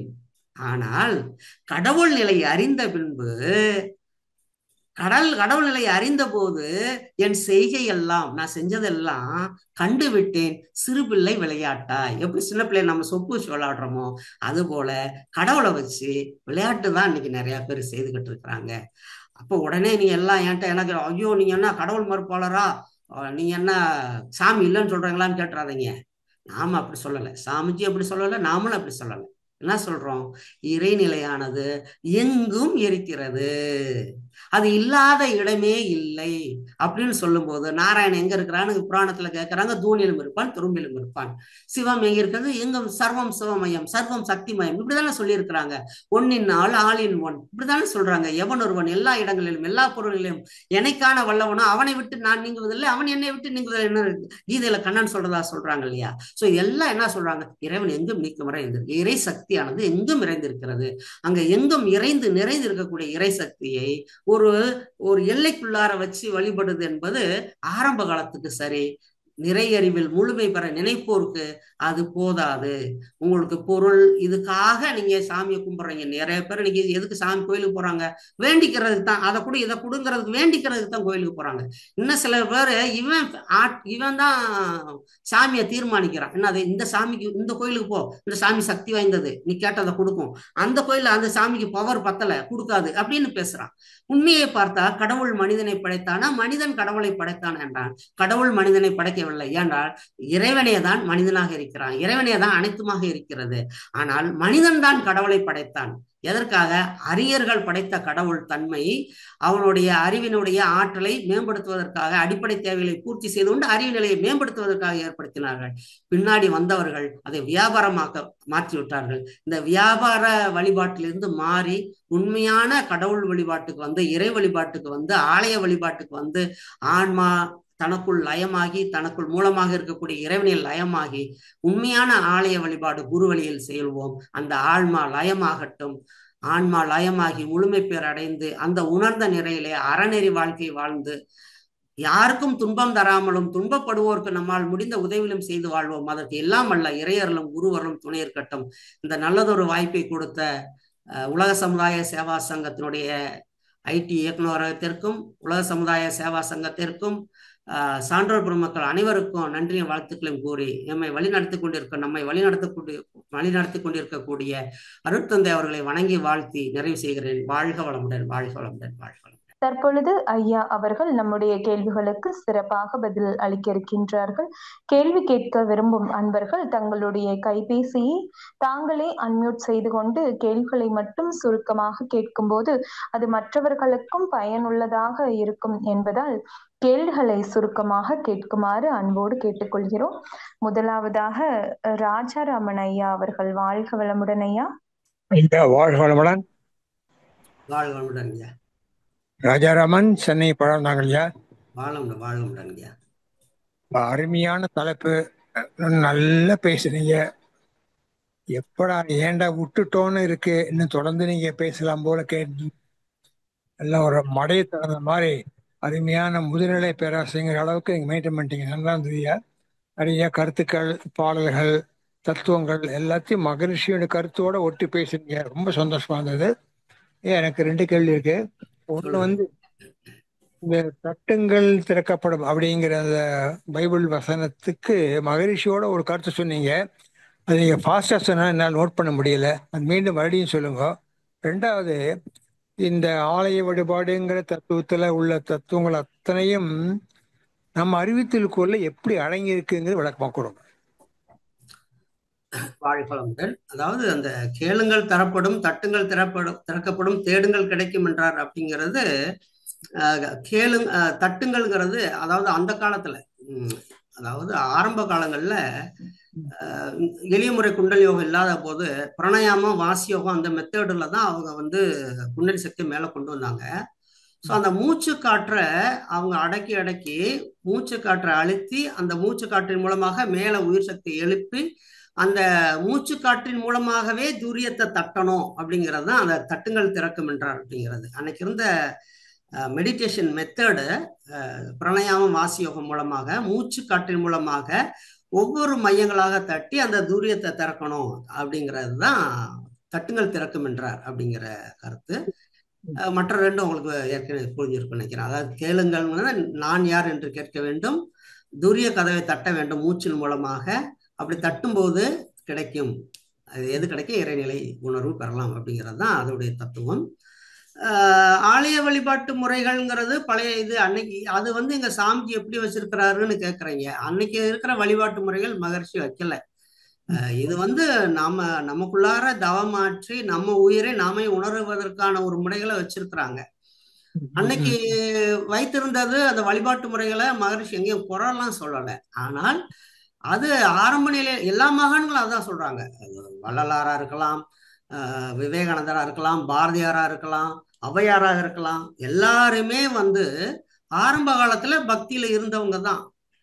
ஔவையாருடைய விநாயக அவள் பார்த்தீங்கன்னா, பாலும் தேனும் பாகும் பருப்பும் இவை நான்கும் கலந்து உனக்கு நான் தருவேன், கோலம் செய் துங்கக்கனி முகத்தவனே எனக்கு சங்கத்தமிழ் 3ம் தான் அப்படின்னு பாடினாங்க விநாயக அவள். அது வந்து பக்தியில அவங்க இருக்கும் பொழுது, நான் வந்து உனக்கு பால் தேன் இதெல்லாம் கலந்து தர்றேன், நீ எனக்கு சங்கத்தமிழை தானு.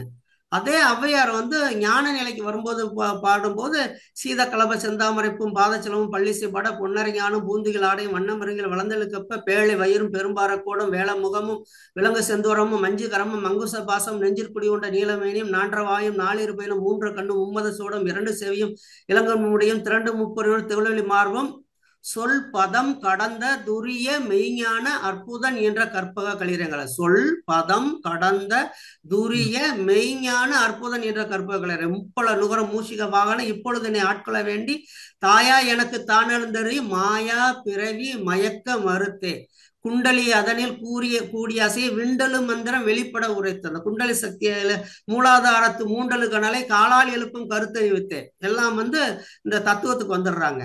அதனால மகான்கள் வந்து அந்த பக்தி மார்க்கங்கிறது ஆரம்ப நிலையில் உள்ளவங்களுக்கு அதுல இருந்து கடந்து காயில இருந்து பழமா மாறினாதான் அந்த பழம் மீண்டும் அது விதையா மாறி அது இன்னும் பலன் தரக்கூடியதா மாறும். காயாகவே இருந்துட்டோம் அப்படின்னா அது முழு பலனையும் தராது. அதனால அறிவு திருக்கோயில்ல என்ன நம்ம கொடுக்குறாங்க, அது வந்து உருவத்திற்கான ஆலயம், இது அறிவுக்கான ஆலயம். அதனால அறிவை உணர்ந்து கொள்வதற்கு, அறிவு எவ்வாறு இருப்பது உணர்ந்து கொள்வதற்கு, உருவத்தை கடந்து அருவத்தை உணர்வதற்கு, உயிரை உணர்ந்து உயிருக்கு குணமாகிய இறையை உணர்வதற்கான எல்லா வழியிலும் மகரிஷி கொடுத்துருக்குறாங்க. அதை நம்ம பின்பற்ற வேண்டியதுதான் நம்ம செய்ய வேண்டிய ஒரு விஷயம். நன்றிங்க ஐயா. வாழ்க வளமுடன். அருமையா விளக்கம் கொடுத்தீங்க. நன்றியா. வாழ்க வளமுடன். வாழ்க வளமுடன் ஐயா. நன்றிகள் ஐயா. அடுத்த அன்பராக ஸ்ரீ வாழ்க வளமுடன் பேசலாங்க.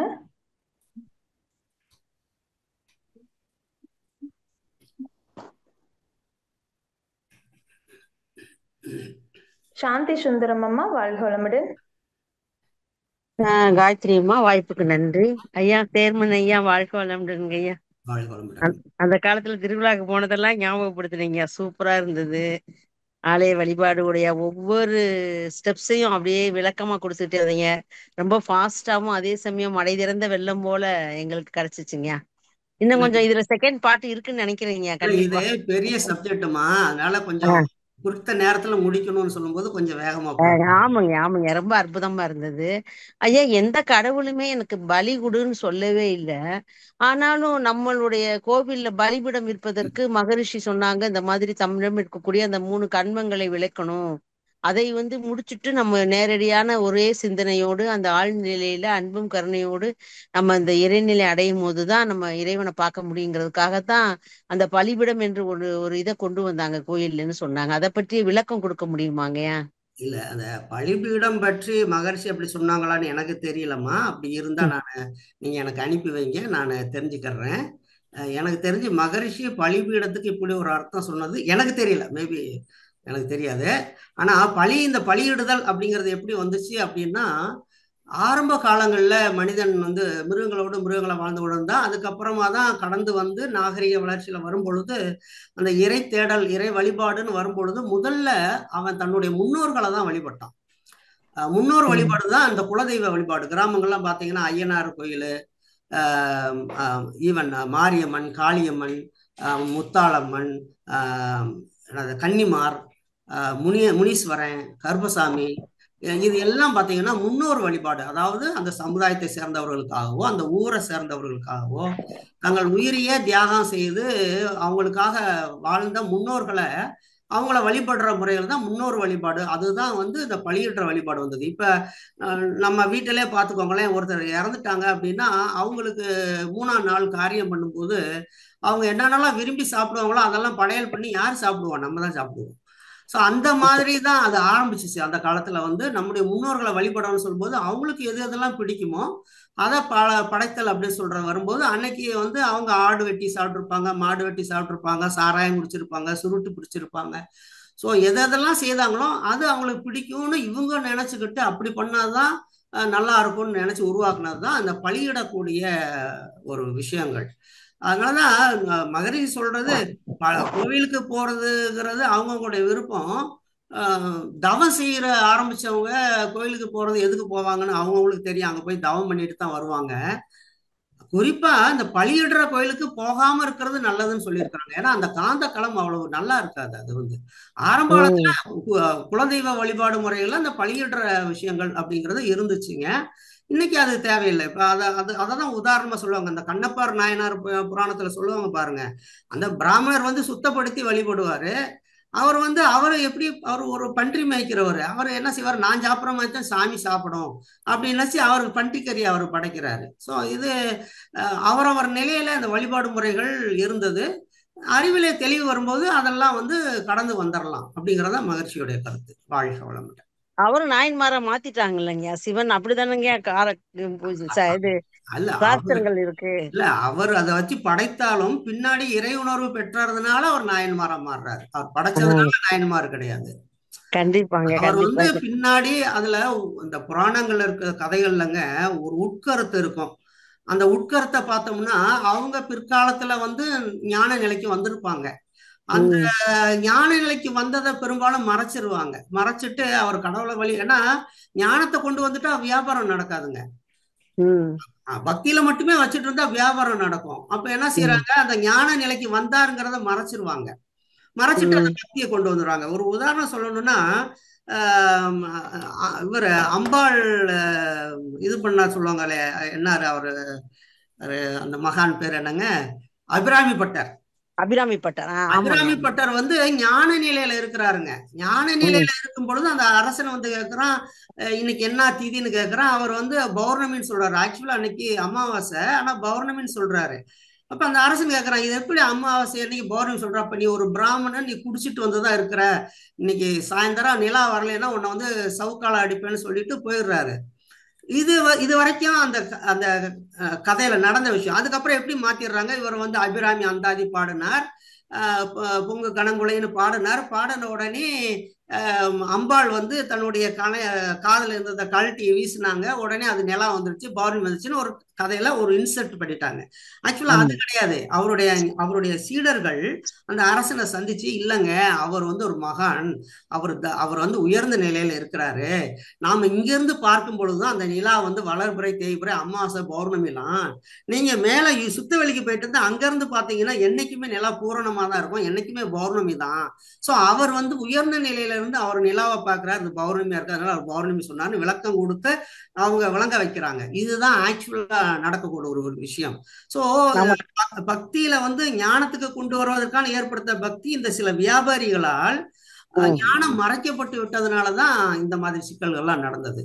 வாழ்க வளமுடன். ரொம்ப அற்புதங்கய்யா, ரொம்ப அற்புதமா சொன்னீங்க ஐயா. இந்த தேங்காய் பழத்துக்கும் ஒரு கதை இருக்காங்கய்யா, நம்ம சாமிக்கு கொடுக்கறதுல. இல்லைங்க, அதாவது இல்ல, அது இல்லாதவர்கள் முக்கனுடையது, அது இல்ல சிவனுக்குரியது இல்ல இல்ல அப்படிலாம் இல்ல சொல்றாங்களே. அதாவது நாம எப்படினாலும் அதுல வந்து சில விஷயங்களை கற்பிக்கலாங்க. சிலது வந்து உண்மை இருக்கும், சிலது வந்து கற்பிக்கப்பட்டதா இருக்கும். உண்மையா இருந்துச்சுன்னா உண்மையை எடுத்துக்கோங்க, கற்பிக்கப்பட்டதாக இருந்தா விட்டுருங்க. சாமி கிட்ட ஒருத்தவங்க கேட்டாங்க, ஒரு முறை ஒரு அம்மா கேட்டாங்க, இப்ப சாமி தானே அந்த கவியில சொன்னாங்க, பழம் இதெல்லாம் படைக்கிறதுங்கிறது சிறுபிள்ளை விளையாட்டு என்ன உணர்ந்து கொண்டேன்னு மகரி சொல்றாங்க. கடவுளுக்கு நீங்க கொடுக்க வேண்டியது என்ன இருக்குது? சாமி அழகா கேட்பாங்க, உடலும் குடலும் இல்லாத கடவுளுக்கு நீங்க கொடுக்க வேண்டியது என்ன இருக்கு? எல்லாமே இறைவனோடது, அவனுக்கு நீ கொடுக்க வேண்டியது என்ன இருக்குது? எதை எடுத்து எதுக்கு கொடுப்பீங்க? ஒரு சர்க்கரையில வெள்ளத்தால் செய்த பிள்ளையார கிள்ளி அவருக்கே படைக்கிற மாதிரி தான் நம்ம செய்யறது. சிறுபிள்ளை விளையாட்டுன்னு மகரி சொல்றாங்க. இப்ப இந்த தேங்காய் பழம் உடைக்கிறது எதுக்கு?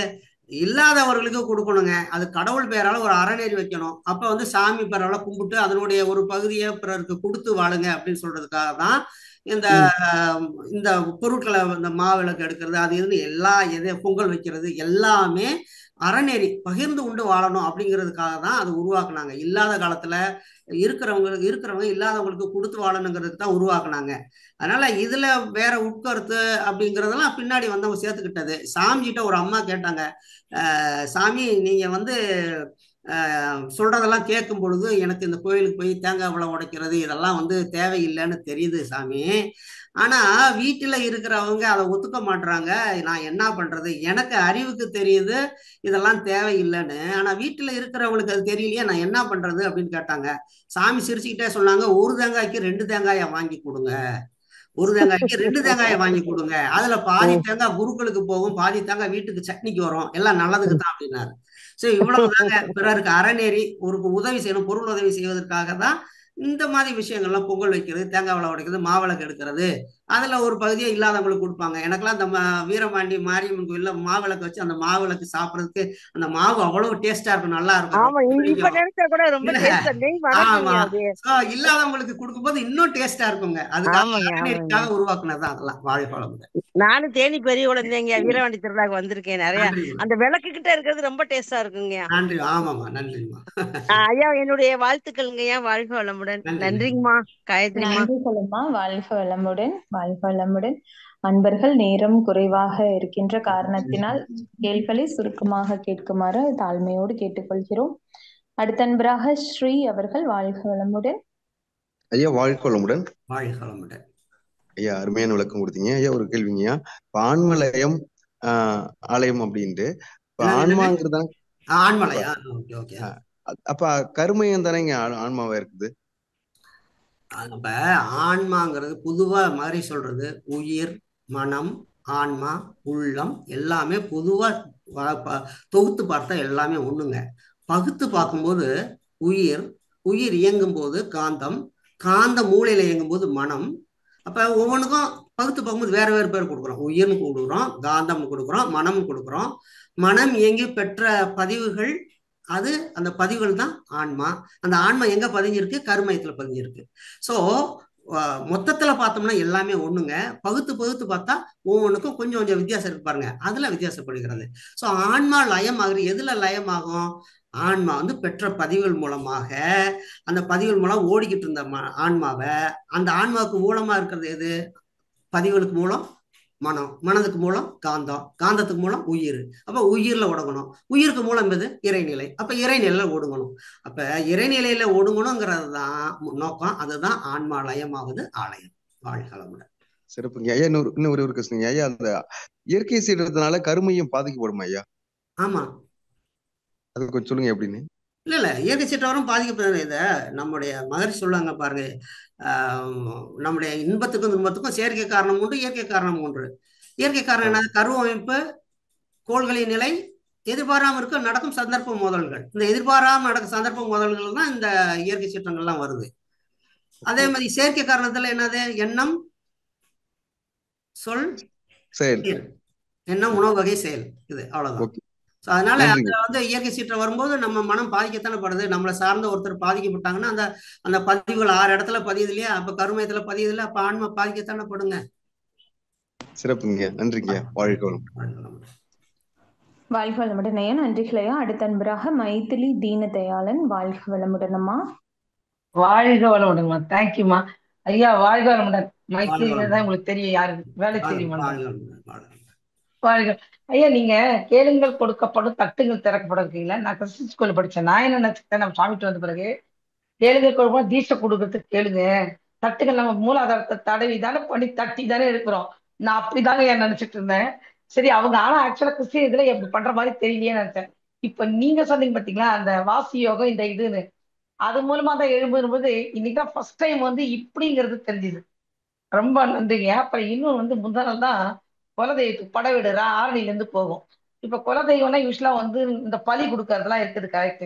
ஆனா இந்த படவேட்டு அம்மன் வந்து அந்த பரசுராமர் இது பண்ணி அந்த தலை கீழே வந்து அர்ஜுன் பாடினா கீழே இருக்க ஒரு தலை முட்டைக்கணும். இங்க எல்லாமே ஐயர் தான். ஸோ அந்த காம்பவுண்ட் உள்ளுக்கு வரைக்கும் அதை கொண்டு வர மாட்டாங்க. அந்த வெளி பக்கத்துல உட்காந்து சேவல் பலி கொடுக்கறது அது பண்றது பண்ணி அங்க வச்சு அங்கேயே சாப்பிடுறாங்க. அது ஏன் அந்த கோயிலுக்கு அங்க வச்சுதான் சாப்பிடணும்? என்ன ஒரு இது இருக்கு?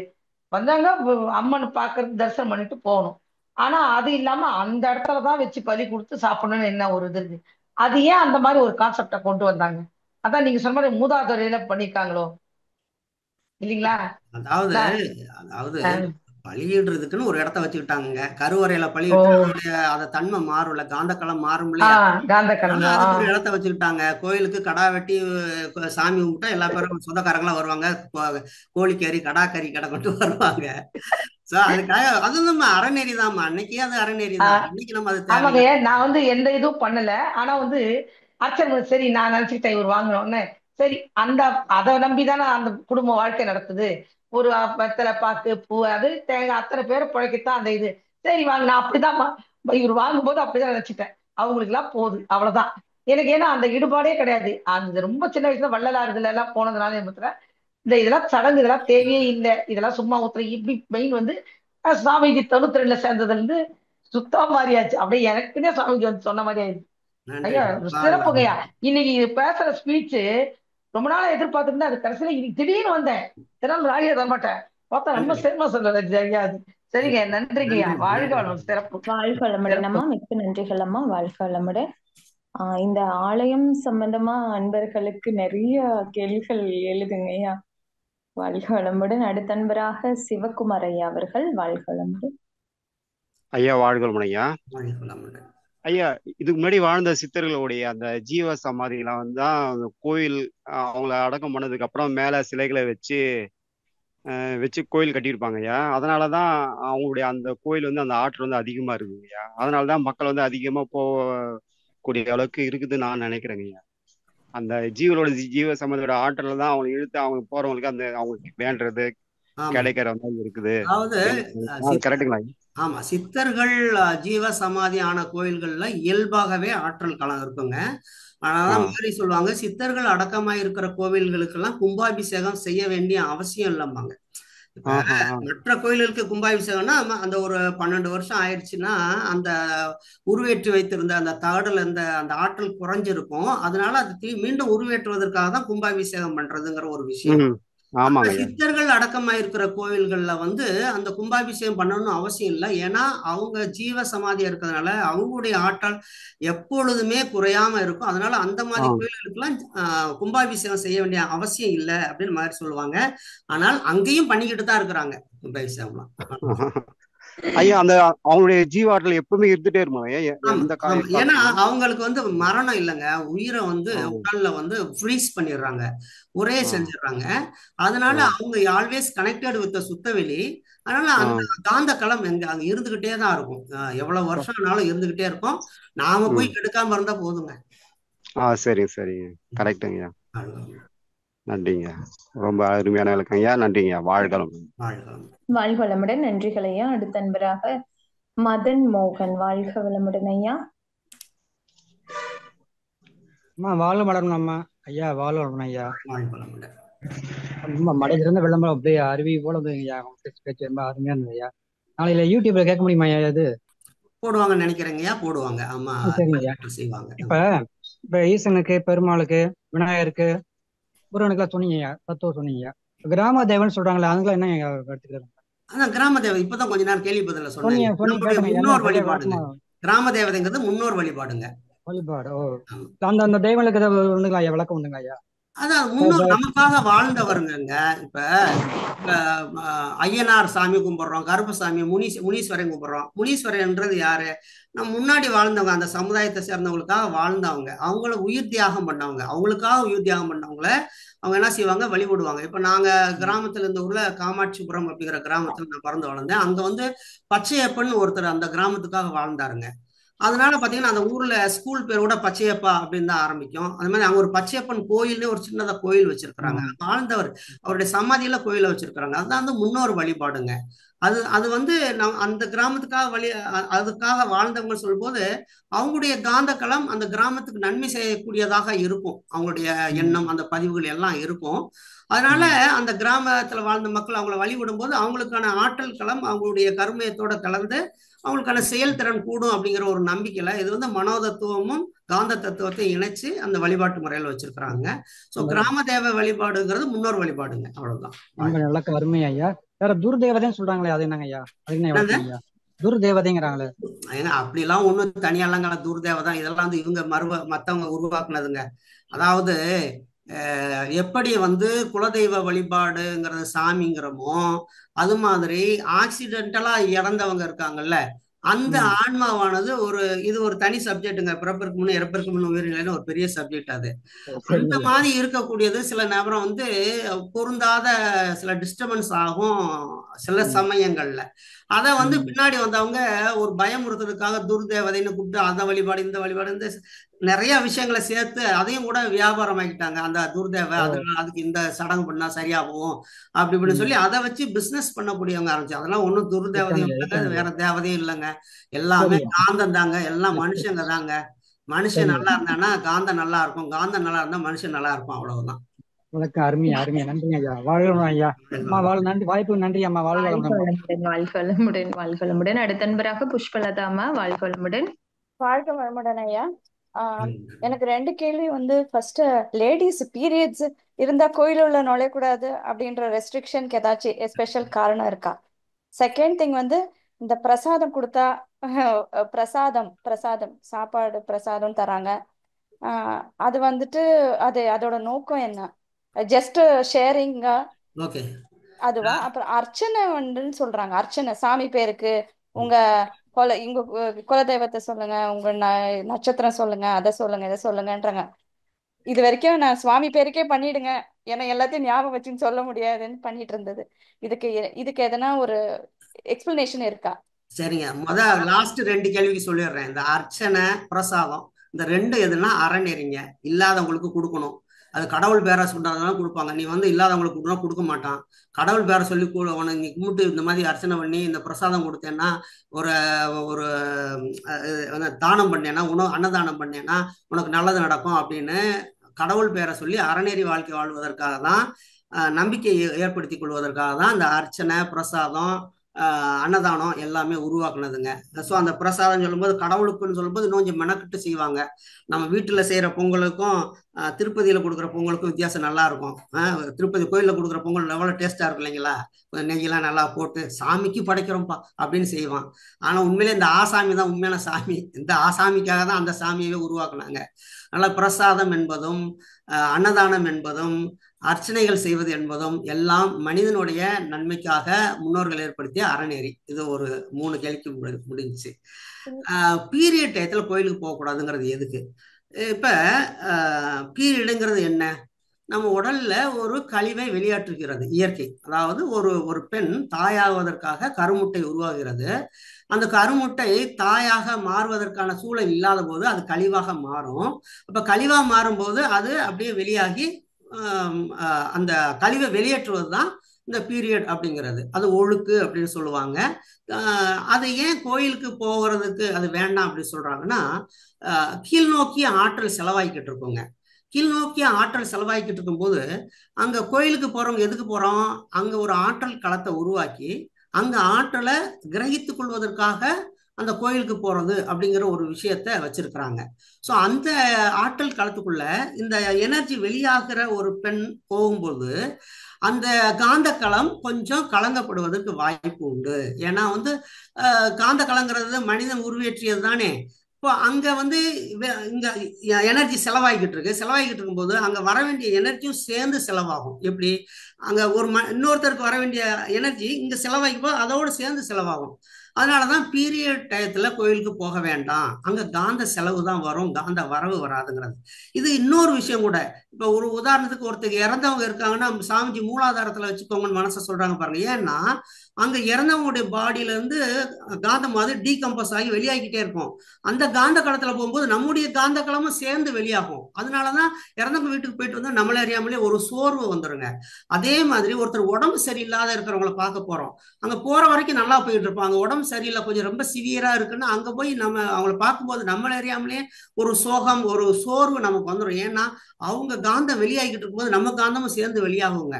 அதனாலதான் பீரியட் டயத்துல கோயிலுக்கு போக வேண்டாம் அப்படின்னு சொன்னதுக்கு காரணம் ஒண்ணு, அந்த பெண்ணுடைய நன்மை கருதி, பிளஸ் அந்த காந்த களத்தினால காந்த களம் அந்த மற்ற நோக்கத்துக்காக வந்தவங்களுடைய காந்தம் சேர்றதுக்கு பதிலாக செலவாகுவதற்கு வாய்ப்பு இருக்குங்கிறதுனாலதான் பீரியட் டயத்துல கோயிலுக்கு போக வேண்டாம்னு சொன்னாங்க.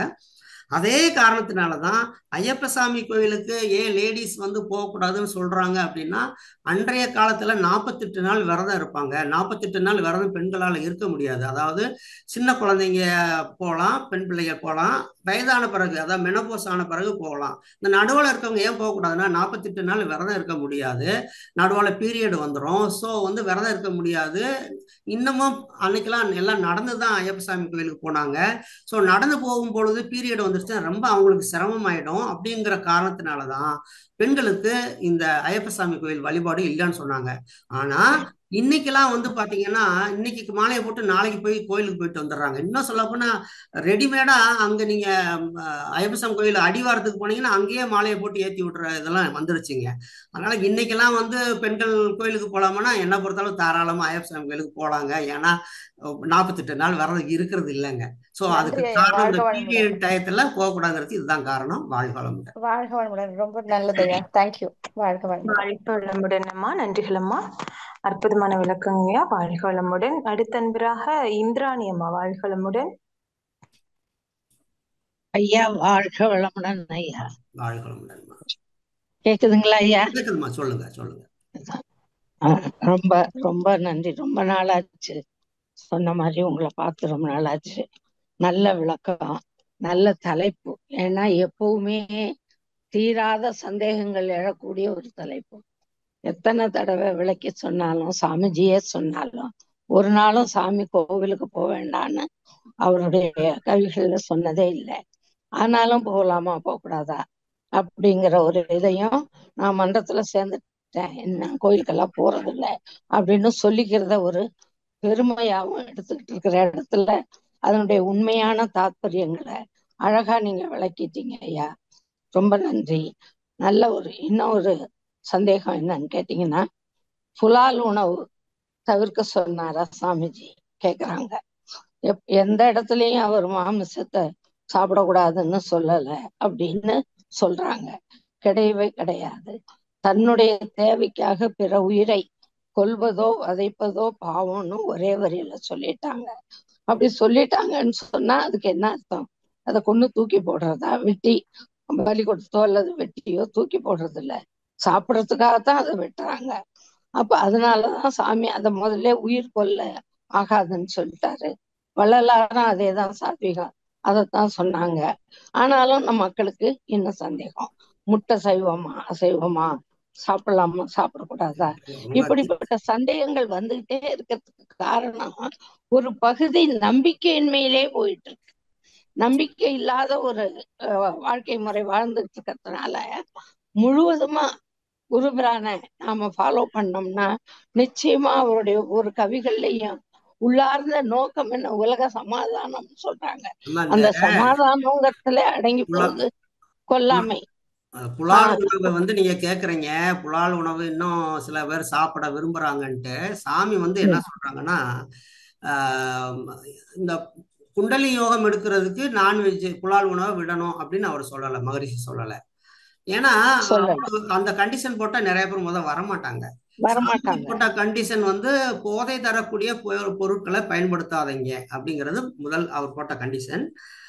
புலால் உணவை பொறுத்தளவு அந்த ஐந்தொழுக்க பண்பாடுல கொடுத்துட்டாங்க. புதியதொரு பண்பாடு உலகிற்கு வேண்டும், போதை போர் பொய் புகை தமிழ் செய்வோம், அதிக சுமை ஏதுமில்லை அவரவர் தம் அறிவின் ஆற்றலினால் உடல் உழைப்பால் வாழ்வதென்ற உணவும் மதி பிறந்து மற்றவர் மனம் உடல் வருத்தா மானெறியும் உணவுக்கு உயிர் கொள்ளாத நோன்பும் அப்படின்னு சொல்லிட்டாரு. உணவுக்கு உயிர் கொள்ளாத நோன்பு வேணும்னு அவர் சொல்லிட்டாரு.